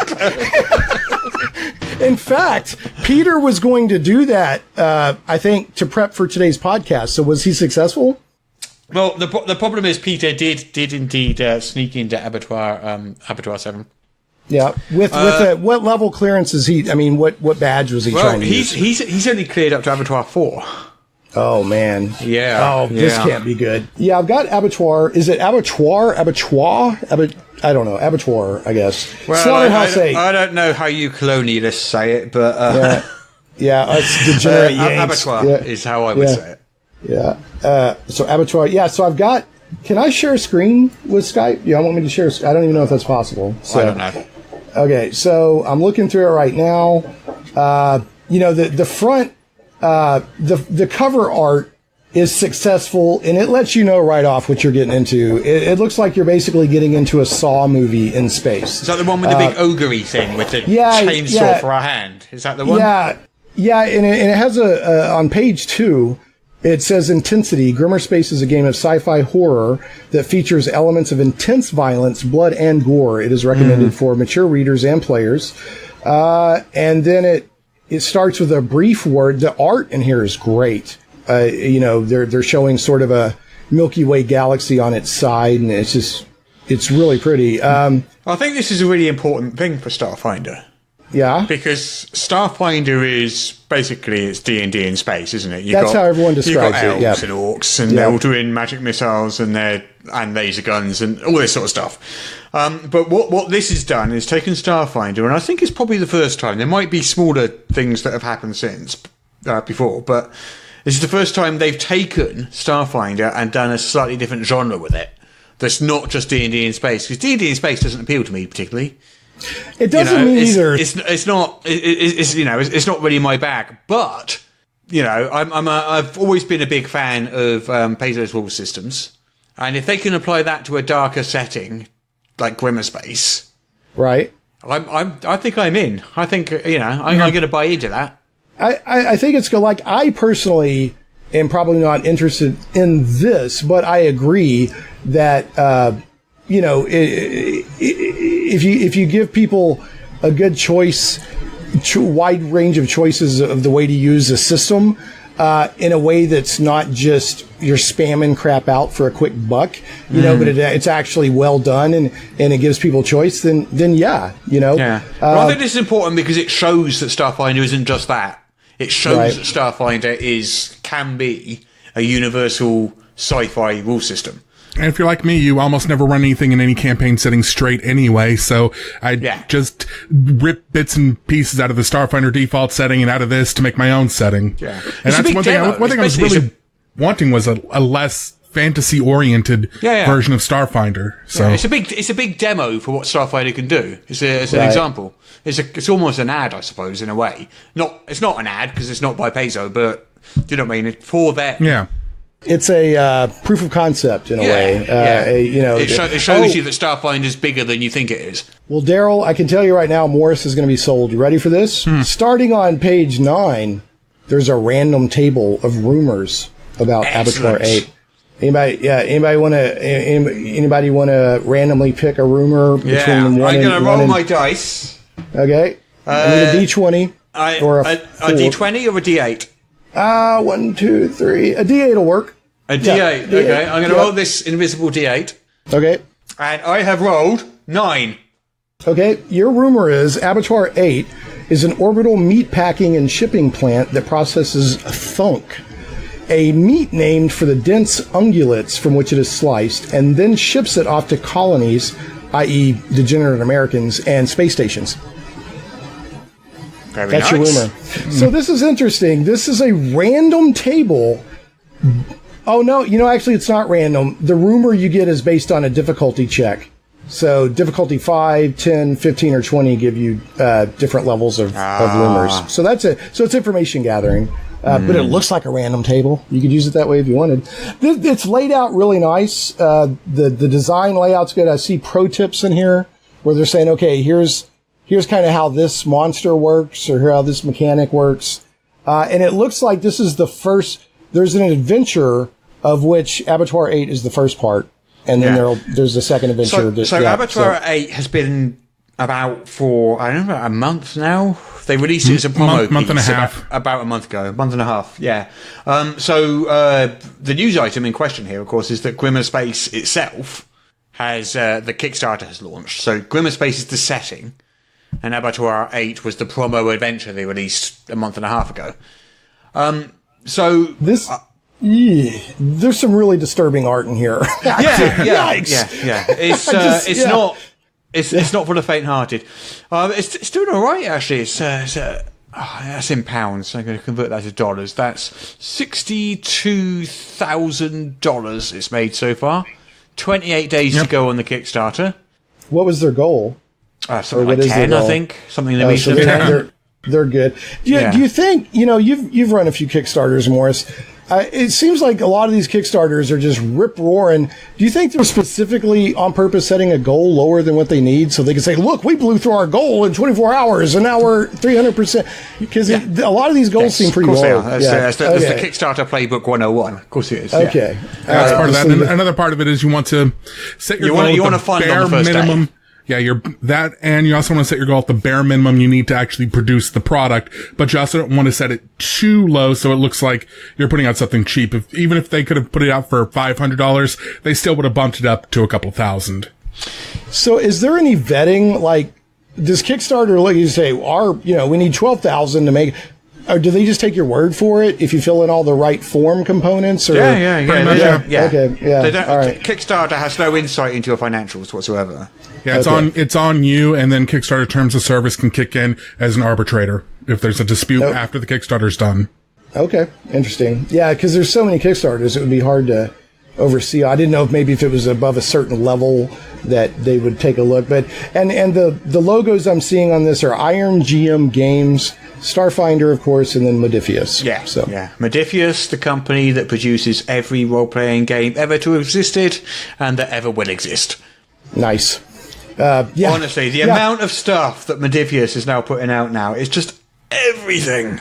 Yeah, well, I talked with you a little bit about I was planning to do an Onion, but for tabletop RPGs, and call it like the Fumble or something. If that comes off the ground, my first article is going to be Modifius acquires Modifius, and that's going to be the very first one. So, yeah. Do you know what? Yeah. We have to talk about this. We do. I am. Sorry, I know you mentioned it to me, and I kind of I was like, yeah, no, go ahead, yeah. But no, I'm up for that. That sounds really fun. And Modifius acquires Modifius is definitely that'll be the first post in the satirical The Fumble, which is the Onion for tabletop RPGs. I think it's fantastic. My question in all of this, Sean Astin's involved. There was another celebrity who's involved, and then kind of no longer is. Yeah, originally Wesley Snipes was supposed to be involved in this. What had happened, according to what one of the designers from Iron GM Games posted on Ian World, was that they had initial contact with him, and when it came time to actually sign the contract, they sent it over to his people and never heard anything. And they kept holding off and kept, hey, are you going to sign the contract that we sent you? They never got it back. They never heard a word from him. And at some point they had to say, listen, we got to go without him. Yeah, he's not attached. Right. So they just moved forward, but also they said that delay gave them time to actually refine what they were doing a lot more. So well, I'm sorry that Wesley's not involved. I'm sure he would have been. There's this weird thing about how he insisted on being called Dr. Wesley Snipes as well. Doctor. Well, he would have brought a sharp blade to the project, I'm sure. And I'm not trying to snipe at this project, but I'm curious what does Sean Astin and are they just bringing name recognition? Are they actually contributing? What are they bringing to the table on this? Basically, from what I understand, is Sean Astin's role would be kind of like what a story consultant would be for something like a television show, where he's giving them ideas and then they're refining it into the game itself, and they're kind of translating his ideas into game terms. So he comes in and he goes, guys, bear with me. I'm just spitballing here. We're going to run up the flagpole and see who salutes. And he's just writing ideas on a whiteboard. That is my impression of it. I can't say 100% for sure, Okay. but that's the way it seems to be coming across to me. Is he's working on more of this. Okay, I've got this idea for an adventure, or this idea for a monster. So he's Okay, but can we be honest that he's really there for name recognition? I mean, probably. I can't imagine that his creative idea. I'm not dismissing the guy. I like what I know about him, and I like it. You know, he's Samwise Gamgee. Not while I'm with you, Mr. Frodo, and all that. I'm related to a hobbit. A real hobbit? A real hobbit. One of the real hobbits. Dominic yeah, Monaghan. Oh, is he the one that also went on to be on Lost? Which one is Yes, Dominic? that's the That's one. Dominic. Yeah. I say related. I'm slightly lying. So my brother's wife is his cousin. You're legally related. You're technically related. Does that make me related or not? It probably doesn't. Well, does it? if enough people die, you have some sort of claim on his inheritance. Yeah. I've met him once at my brother's wedding. Okay. That's basically it. That would be so hard to be a celebrity, and you're just I'm just trying to go to a wedding, and everyone's like, oh, it's Pippin or Mary, or that would most be of the hard. people at that wedding probably would have had no idea who No Pippin or Mary idea. were. He probably loved that. I will say, I'm really sure my grandma literally has no idea what the Hobbit is. she's like, I've got to get his autograph, who knows? Anyway, so I will say though, they in the Lord of the Rings movies, they nailed the hobbits so well. Yeah. I mean, wow. And of course in the extended versions, you get all the extra stuff with Merry and Pippin drinking the magic water and burping and getting taller and all that stuff. And hey, is that pipeweed from the Shire? Good old Shire pipeweed. So, all right. I probably wouldn't play Grimmer Space even as a one shot. I do a lot of stuff as a one shot, but it looks like a nice product. I think I'm going to back the Kickstarter. Are you? Yeah. Cool. Yeah. Like I said, the setting itself may not be for me, but there's so much stuff that looks like it's in it that I want to steal for stuff I want to do. Well, I'm surprised Morris didn't melt down over the book of maps that you open up, because that's kind of like up your alley, isn't it? Don't you love that kind of stuff? Oh, yeah, absolutely. That Yeah. sounds almost exactly like the book of battle maps that I have. The one that opens up flat. I think the only difference is the ones you've got is spiral bound. Is that right? And this one's perfect bound with this specific binding and lets it lay flat. Yeah. Wasn't there a company that mailed you something because you bragged on their product and all of a sudden it showed up? Yeah, the giant book of battle maps. Is that the name of the company? Yeah, The line? Loki or Loke, L-O-K-E. I don't know how you pronounce it. Yeah. Right, shall we do the next news item? So, Critical Role's Matt Mercer Yeah. teamed up with TV's Stephen Colbert. Is that how you pronounce his name? Yes. Colbert. I've never seen any of his television programs, but people have lectured me at length about what they are since I posted this article. So now I've had this information He plays enforced upon me in great detail. So he He's does a couple genius at playing a fake conservative commentator. So he does a couple of He's chat genius at it. shows and stuff. Is that what it is? Or Well, no, he started off doing a follow-up show to, they had the Daily Show, and then the Colbert Report would come on afterwards, and it was a parody of the kind of like Fox News conservative talk show, pundit type shows. And that's what his thing was for a long time. And he has now taken over, Believe the Late Show, which used to be David Letterman's show. And he's now the host of that. all right. Well, it's just a late night talk show. Yeah, okay. Well, yeah. So, but he loves D&D. One time he gave a tribute to his dice on his show. So. Yes, so he's teamed up with Matt Mercer for Red Nose Day, which I didn't realise you guys had over there. Yep. It's been a telethon event here since the 80s. It's been a big thing since the 80s. Happens every year. And it's much bigger in the UK. It's just now kind of coming around here. Yeah. So it's basically for kids in poverty. A charity telethon thing. So to raise money for Red Nose Day 2019, we've got Matt Mercer and we've got Stephen Colbert. Bear? Yeah. Colbert. Really, you should say it Colbert, but part of the joke is he's like, I'm Stephen Colbert. So anyway. I will say it however he wants. Colbert. Anyway, so they do this one-on-one D&D game. It's only about 45 minutes long when you take out the sort of start and the end There's about 45 minutes of gaming in there. It's pretty short, but it is great fun. And what I really liked about this, because I watched it last night, is Stephen Colbert. Colbert. If he ever listens to this, he'll hate me, but... Oh, he'll appreciate it. He's a sarcastic comedian. He'll appreciate it. Where was I? What was I talking about? Yes. He's either the best actor I've ever seen in my entire life, or he really, really, really enjoyed himself. He really enjoyed himself. And when you see someone enjoying themselves, it's infectious, and you can't help but enjoy watching them enjoy it. He's great. Yeah, if you ever want to see Stephen Colbert he is having fun on TV, and you can see the producers off camera just rolling their eyes. Go back and look for him, clips of him talking about Dungeons and Dragons or Lord of the Rings, either one, because he is a Tolkien lore master. He used to have, he's a true geek. Yeah, he has had, James Franco and he had a rivalry going on about 4 different guest appearances over James Franco trying to trip Stephen Colbert up on Lord of the Rings trivia.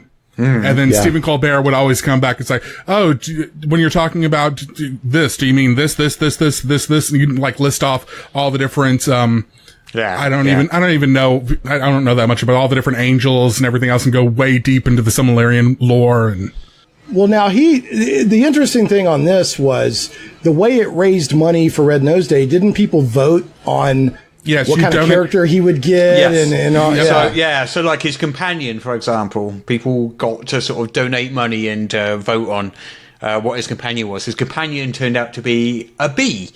Oh, wait! I thought Peter was off being his companion. So originally, obviously, yes, until the accident. Until the accident. Yeah. Was that with the bee? Did the bee take him out so the bee could be the companion? Or? So Peter was, he made one of his regular trips over to New York to appear on in one stride. The Colbert that's the kind of man he is. Yeah. Well, So Peter was over there, and of course Peter was going to be the companion, because if you were going to have a companion on a sort of late night American TV show, who would why wouldn't you choose Peter? Right. Obviously, he's the go-to choice. Right. Yeah. I mean, without a doubt. Yeah. So was this like that international man of mystery is the number one choice without a doubt. So of course he was going to appear on it. And then so was this like a Nancy Kerrigan situation? Did the bee pay somebody to take him out? Or, I mean, what happened? Well, was there a sting? Something I need to tell you about bees. You might not get this, right? They have like this inbuilt weapon that sticks out of their ass. Arse? Out of their arse? They can literally reverse into you. Yeah? But first. No, shut up. I know, it's amazing. You're making this up. I know. No, it's true. It's totally true. And these bees had this like inbuilt natural weaponry. So what happened was this bee sort of reversed into him, but first. Did it give him the hives? It gave him something, I'll tell you that. If you think that's crazy, you should try tasting their vomit sometime. It is delicious. Oh, well, yeah, royal jelly. Absolutely. Yeah. I've actually been thinking about keeping bees for the honey, because where I live, the city limits, as long as your neighbors sign off on it, then it's okay. And I've really seriously thought about. I thought about keeping one bee. One bee. Yeah, why not? So I'm actually getting a text from Peter, and it says, to be fair, truth be told, once everything is said and done, that bee did a pretty great job, maybe even better than he would have done. So he's not too stung about the whole situation. Peter's such a gracious guy. Yeah. Have I ever mentioned I hate you? I love it so much that we lick your tears. So, but one more thing I'll say about Stephen Colbert, whatever. And I think, is that not a stage name, Darryl? That's not his real name, is it? I would have to look it up, but he's been using that name since he was doing stand-up comedy. Okay. So, well, there's a couple of different things. Now, like 10 years ago, before D&D was hip and cool in mainstream culture, he gave a tribute to his D&D dice and then put them in his Hall of Fame on his bookshelf. So he's legit. But Stephen Colbert is also the show where Joe, I know what you mean, but I can't say it. The big good-looking guy who's getting rich and we're all jealous of him. That's the show where Joe rolled a natural 20 when they were talking about the death saves, whatever, and they rolled a D20 and it was a natural 20 and it kind of got in the news. I think you guys even covered it. Joe Manganiello. Yeah, he's a big beefy burrito of manhood there, and he's repping D&D pretty well. Oh, and I have looked up his real name is Stephen Tyrone Colbert. There you go. I think you should just go by Tyrone. Ty! Tonight on Ty. I would... Well, no, I wouldn't do that. If I was him, I would change his middle name to Tyrion. Stephen Tyrion. How about tyranny? Tyrannus. Anyway, so you've seen the video with Colbert, and it was pretty good. I haven't watched it yet. I really recommend it. It's just one-on-one. It's just the two of them. But, oh my God, he's so pleased to be there. Either that or he's the best actor in the world, but he seems so pleased to be there, and his eyes just light up. Do you know what I mean? It's infectious how much he's enjoying himself. Yeah. Well, oh my goodness, I'm watching the video, and there's some curtains, and the curtains just moved aside, and I can see Peter staring out, and he's sort of glaring at the bee. Well, another thing I like about this video is it highlights you can do duet play, and it can be fun. Because more and more products are coming out now that are either duet play or can be adapted for duet play. And duet play means you have a DM and a player and that's it, or a GM and a player and that's it. And that's how I did a lot of my role playing growing up. Sometimes we had a group, sometimes it was just me and my buddy, and sometimes I play two characters or whatever, but you can have a lot of fun in duet play. A lot of people are like, I can't play D&D because I don't have a group. Well, just grab one person and you can have a good time. Right, we got more news. News! We have more news. We haven't got a lot more news, but we do have more news. So, Tiamat and Venger. They appeared. So, last week we mentioned this Renault commercial for D&D. Renault commercial, which featured the characters of the D&D cartoon show from the 80s. Did that sentence even make sense? I'm just like cramming all these different words into one sentence, and I lost track. It's a Brazilian car type of car, like an SUV in Brazil. Renault's a French car company. The commercial's from Brazil. However, this is a Brazilian advert. Yeah.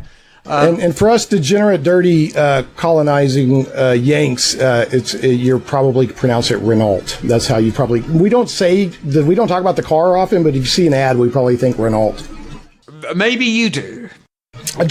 I'm clarifying for the one American. How many? Do you have any idea of what your listenership is versus like UK versus American? Yeah, I haven't looked at it recently, but it was a good half was US, I think. All right, yeah. So for us degenerates, it's Renault. So Renault. Yeah, we have Colbert, but we won't say Renault. So anyway, the full D&D Renault commercial is.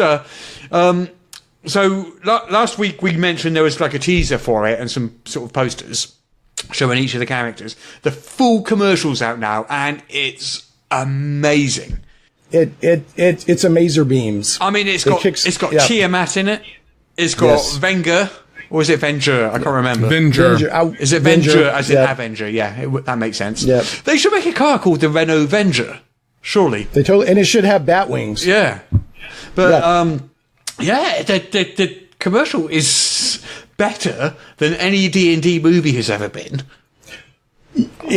By an order of magnitude. All right, so I've been yapping a lot, and I tend to yap. I just want to shut up and let Darryl give his take, and then I'll give mine. It looks cool. I don't have the nostalgia for the D&D cartoon that a lot of people have because it didn't air here because I live in the Bible Belt. We didn't. That's devil stuff. So we don't have. I've seen a couple of episodes since I own the DVD set. I've been meaning to do like a detailed review. I'm watching it as almost 40-year-old watching it for the first time. I just haven't gotten the time for it. Watch it. But I've got the box set. I have watched the first like 3 episodes, I think, but it was good. It looked cool for its time, but I just don't have the big nostalgia for it a lot of other people have that grew up with the show. So I'm watching this. I'm like, that sure looks like a really cool fantasy thing. That it reminds me a lot of like fan trailers people put together. Cool. Oh, ouch! Well, I mean, I don't mean that. How do you really feel? No. I'm just joking. Like the fan did you watch films people He-Man make. and all that stuff? Yeah, I watched He-Man growing up. Yeah. So it's basically the same as that, isn't it? It's Yeah, but it's D&D. I don't think it was the same production company that was doing the art for it, but I have to look into that. But like I said, the commercial, it looks like the fan films people would make, like when in their spare time, where they're trying to make like a effects demo reel or a stunt demo reel, and they put it online. And a lot of those are really, really cool. And this is what that looked like to me. Okay, that's a fair take. No, it's a harsh but fair. That's meant to be meant to be a compliment. It looks good because a lot of those fan trailers look a hell of a lot better than the last 3 D&D movies did. Yeah, I actually, one of the topics I had suggested possibility for today was, D&D movies, completely awful or just kind of awful. But, and of course the Dragonlance, I do have respect for what Kiefer Sutherland did on the animated version. But my take on this, as a fan of the D&D cartoon, it came out in 81 and 83 and went off the air in 85. Yeah, 83 so I was like 85. I was like 11 to 13, and I wouldn't watch it obsessively, even though I was a D&D fan, but if it was on and I happened to be in front of the TV, I'd watch it. And I loved the magical weapons and all that. It was a lot of fun. You got the premise immediately. They're lost in a whatever, and they're trying to get home. It's interesting that they didn't air it where you're at it, I guess in Texas, because I'm in Little Rock. I grew up in Little Rock, Arkansas, which is part of the Bible Belt, or the buckle on the Bible Belt, and they showed it here. But, I guess it's station to station or whatever, if somebody objected. There actually is an episode out there. You can go find screen caps where a spaceship shows up, and the tail number on the spaceship looks a heck of a lot like 666. I remember a friend pointing that out to me when I was like, what? And he was right.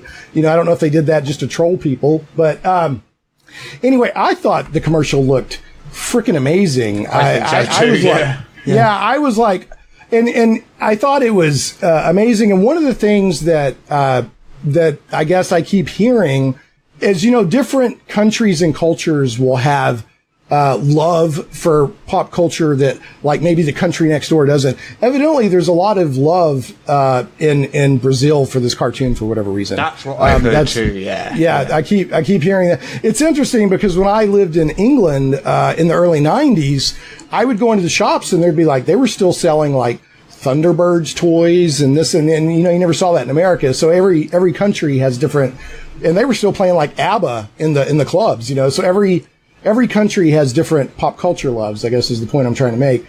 I thought this commercial looked freaking amazing. And one of the things I really liked about it is they left the costume and weapon designs exactly the same. They didn't try to update it, and it looked really good. The only thing that looked a little off was Hank's hair, right? That was the only thing that looked a little off. Everything else looked really good to me. I thought that at first, and then I went back and looked a bit more at some of the original stuff. And do you know what? His hair isn't. What? His hair's fine. A lot of the time it does look like that. Well, the casting and the costume and the makeup is spot on. I mean, it's like they stepped right out of the cartoon. Eric the Cavalier is the Eric best. the Cavalier, absolutely perfect. The only thing the commercial didn't get across is how much of a cowardly goober he is, because they didn't have time. They just showed him using his shield, which looked amazing. Was Avenger attacking and he holds up his shield gets the They even had Bobby yell for Uni, which is a classic thing. Uni, come on. They fight Tiamat at the beginning. Tiamat looks freaking great. And then Venger shows up. And then now Peter went off to be an extra in this commercial, right? And wasn't he essentially in the scene? Peter was playing Uni. Was he? Yeah, okay. yeah. Yeah, because that must... Well, so he's playing Uni, but there's a scene where they're driving, because Dungeon Master shows up and gives them the Renault. So they all climb in the Renault and take off, and there's explosions, because so I thought that Peter was like an extra on the set where all the explosions were going off. Yeah, no, Peter... No, Peter put on his unicorn costume. I mean, so he wears it a lot, but, that's why they hired him. He had the costume ready, so... Right. And so, did he throw out his back, like, spending so much time? Because I hear he's kind of laid up right now. Well, yeah, I mean, as you can see, he's over there on the couch, and they still haven't been able to surgically remove the unicorn horn from his forehead. He's a method actor, is Peter. He's, he doesn't do these things by halves. And when they said, you need a unicorn horn, Peter went the whole hog. He had a unicorn horn surgically added to his forehead. Wow, I've heard. I know one time he used a bone screw to screw one in, but this one he literally had surgically bonded to his forehead. Exactly. Wow. Yeah. Now, does it let him teleport? Peter, can you? I go blink 1 for yes, blink 2 for no. Can you teleport? I'm guessing not. Oh, I'm getting a text. He said that he should have known better, but he got this horn from a dodgy, back alley kind of guy. Yeah, that makes sense. So, it looks good, but I guess it doesn't teleport. So, anyway, I thought this looked fantastic, and this is where I'm going to admit my geekiness. Sometimes you just open up the robe and you admit how much of a massive geek you are. I was actually super happy and kind of cathartic to see them make it back to the carnival, or the amusement park, make it back home. I was excited like it really happened in the TV show. Didn't it? Didn't that happen in the TV show? Nope. They never made it home. But I have this memory of it happening in the TV show. Nope. That's your headcanon talking, my friend. No, it can't be. It can't be. They never made it home. I remember it. There was a script for a final episode that's included as an extra on the full box set DVD. It was never animated, never filmed, never voiced. But the script itself is actually pretty strong. Then why can I remember it then? What's this thing that did you say Berenstain or Berenstein? What's your headcanon? Who? What? The Berenstain or Berenstein Bears. It's children's books. There's these things that everybody remembers one way, but they never actually happen. The Mandela effect. The Mandela effect. So, but in headcanon, in geek culture is what, when you're like, well, I watched that show and I hated how it turned out. So in my headcanon, and at the end of Game of Thrones, what really happened is this. So people have their own headcanons. But not headcanon like you blast a cannonball out of your head, but canon like CANON.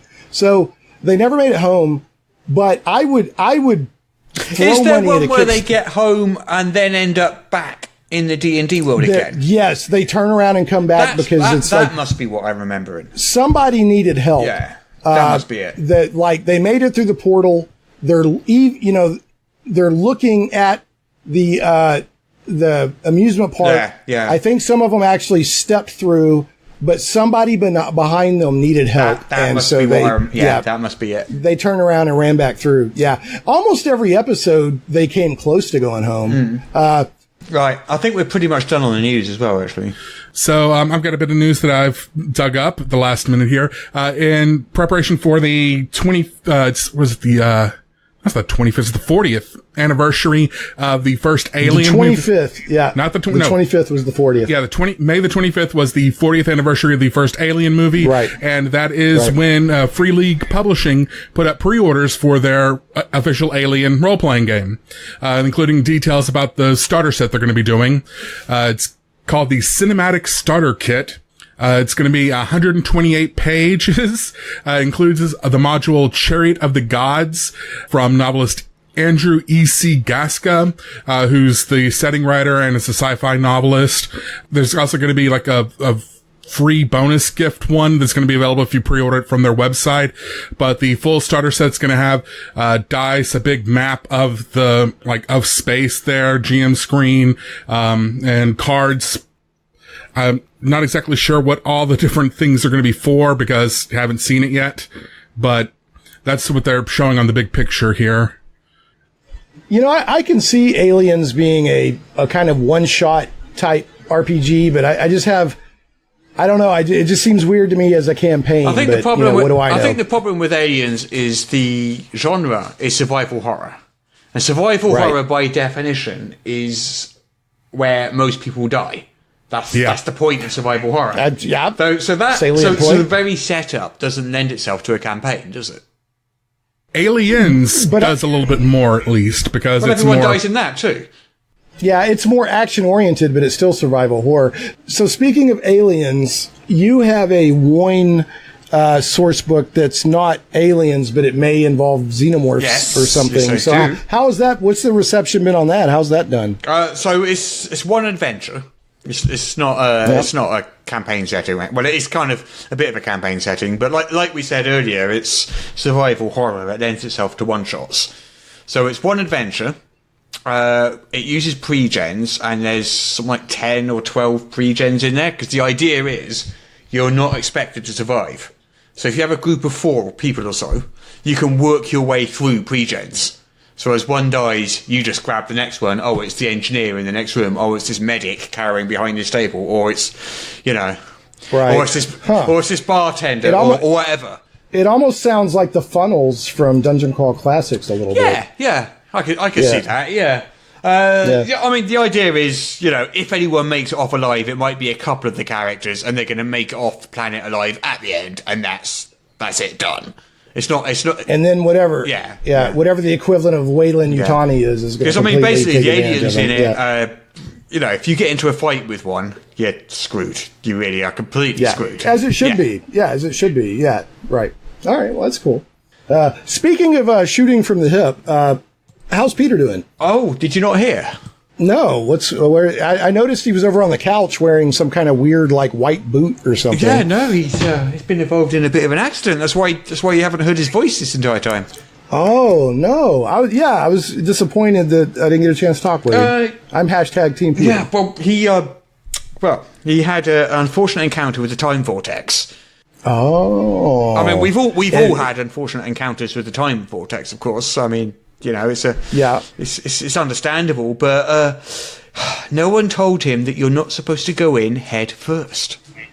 Oh, and nobody told him that the little spout thing was actually a bidet and don't touch it. I mean, new error, really. It's So did he get all of his atoms get simultaneously turned inside out, and now various parts of his body are aged differently? Exactly. Yes. Yeah. Wow. I mean, that's why he's got that small baby head. See? Yeah, I see that. But it's weird because one of his eyebrows is all crazy like an old man's eyebrow. Yeah. Apparently it'll wear off eventually, but for the moment, all he can do is lie in the corner and go wah wah wah. Yeah. Wah. Well, Django seems disturbed. So, right, I don't know. Yeah. What's up? What do you want? He's just going in circles. Doing circles. He's giving you the look like idiot human. What? Question me not. I'm doing circles. What do you think? Yeah. Oh, he's a good dog. Now, is that, any idea what the predominant breed of Django is? I know exactly what the exact breed of Django is. What is Django? He's a golden retriever. Ah. Although... Hello, Django. He has never retrieved anything in his entire life. He's a dud, but we love him anyway. Yeah, it's in the name, Django. Retrieve. Yeah. You throw a stick, like, he'll run after the stick, he'll grab the stick, then he'll sit down and start eating it. Or he's like, if you give me a second, I'm gonna retrieve the remains of my dinner into the air. And it's not that great at the golden bit either, to be honest.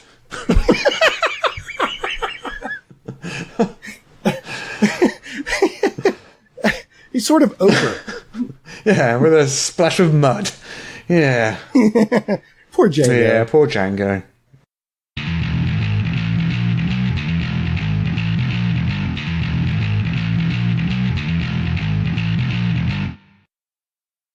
Okay, Tom, the diabolically possessed town crier is just ahead of you, right in front of the goods and sundries shop. His infernally empowered cry attacks have resulted in townsfolk lying dead on the cobblestones all around him. His sweet little daughter is holding your companion, Barrack the fighter's hand, looking up at him with big doe eyes and pleading, "Save me, Dad! He's a good man. It's that awful book's fault. He just wanted more interesting things to try. Yeah, I imagine it gets boring crying the same things over and over, day after day to an unappreciative town. Bet the pay and benefits are subpar as well. Poor sod. Okay, Vesuvial is getting ready to cast Magic Missile. Oh, for the love of... Here we go. Magic missile, you say? Indeed. Daring darts of mystical might incoming. Vesuvio, we can't harm him. It's not his fault. What? My poor dad, don't harm him. Barak, trust me. And have no fear, little girl. I don't intend to harm him. But you're casting Magic Missile. It automatically hits and does damage. And, man, you always cast the same spell. It's a classic, William. Best spell ever. Swiss Army knife of spells, I always say. Yeah, you do. I just can't believe we always end up in the same discussion every session.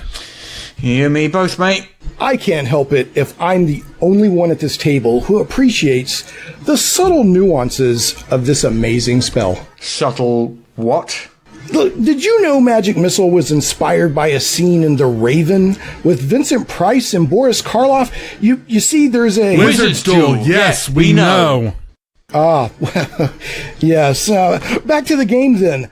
I want to cast Magic Missile at the possessed town crier, but non-lethally. You what? No. Hold on. I could have sworn we just looked this up. Let's see. M-A, magic. Yeah. Look, Tom. Magic Missile automatically hits unless prevented by spell or some such, and applies damage based on your roll.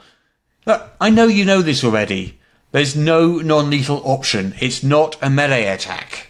Well, yes, I mean, I know that's how it's written, but as the wizard powering the attack, I choose to reduce the damage to non-lethal levels.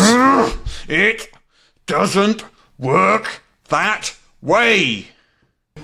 But what about my finely nuanced magic feat? We've been over this. You can't just invent feats and assign them to your character. I don't see why not. You could work with me a little bit, you know. After all, I did agree to stop pointing out the correct way to do Magic Missile is to roll one die, and that's the damage for each one, not roll a handful of dice depending on the amount of missiles. Oh, here we are not going there again, or I'm seriously out of here. They're running a Babylon 5 marathon, and I'm missing for this nonsense. Midway through the second season by now, I bet. But you have the entire series on tape, DVD, Blu-ray, digital, and bootleg. It's just not the same. No worries, William. I'll get us back on track. Tom, Magic Missile will automatically hit and do damage if you cast it. What's your decision? Right. Okay. Tell you what. I cast Magic Missile sort of at him, but just a teensy bit off to the side. Oh, for the love of... Why are you standing there looking like dullards? Help my dad! Like, I just want to sort of wing him, you know? Bring his attention to the fact that he faces the mighty wizard Vesuvial. Kind of, you know, off to the... I need a target, Tom. Fair enough. How about the door to the goods and sundry shop? I'll sort of nick him on the leg with one of the magic darts as they whiz by. Great plan, huh, William? Blake's speechless. Oh, the best. Per the spell, the target has to be a creature, just like we discuss pretty much every week. My poor da! Won't you help my da, you lunks? While you're pondering a course of action, the possessed town crier spots friendly old Silas, the fishmonger, and cries, "All is most certainly not well, Silas, and you sold me a trout one time that wasn't exactly fresh." Friendly old Silas clutches his head and drops dead to the cobblestones. If you don't use hold person or something, I'm gonna have to go in with my battle axe. Yeah, okay, right. All right, so any rats or bugs or something creature-ish directly behind him that I can target, but kind of still nick him on the way? A nice fat spider on the wall, maybe. Rule of cool and all that jazz, maybe? What? I can't take anymore. Blake, I told you this scenario wouldn't work to get him to cast something behind his magic missile. You're a more patient DM than most, but he's literally a magic missile nutter. Total nutter. It's over. I'm out. Babylon 5 Marathon, here I come. Ah! I can't believe it. Me neither. It actually worked. I was at my wit's end. Don't know what we would have done if it hadn't. I mean, the guy's always playing a fighter. And he's a Babylon 5 fan to boot. Too right. Okay, about this magic missile. So, yeah, there's totally a big fat spider lined up right behind the possessed town criers here.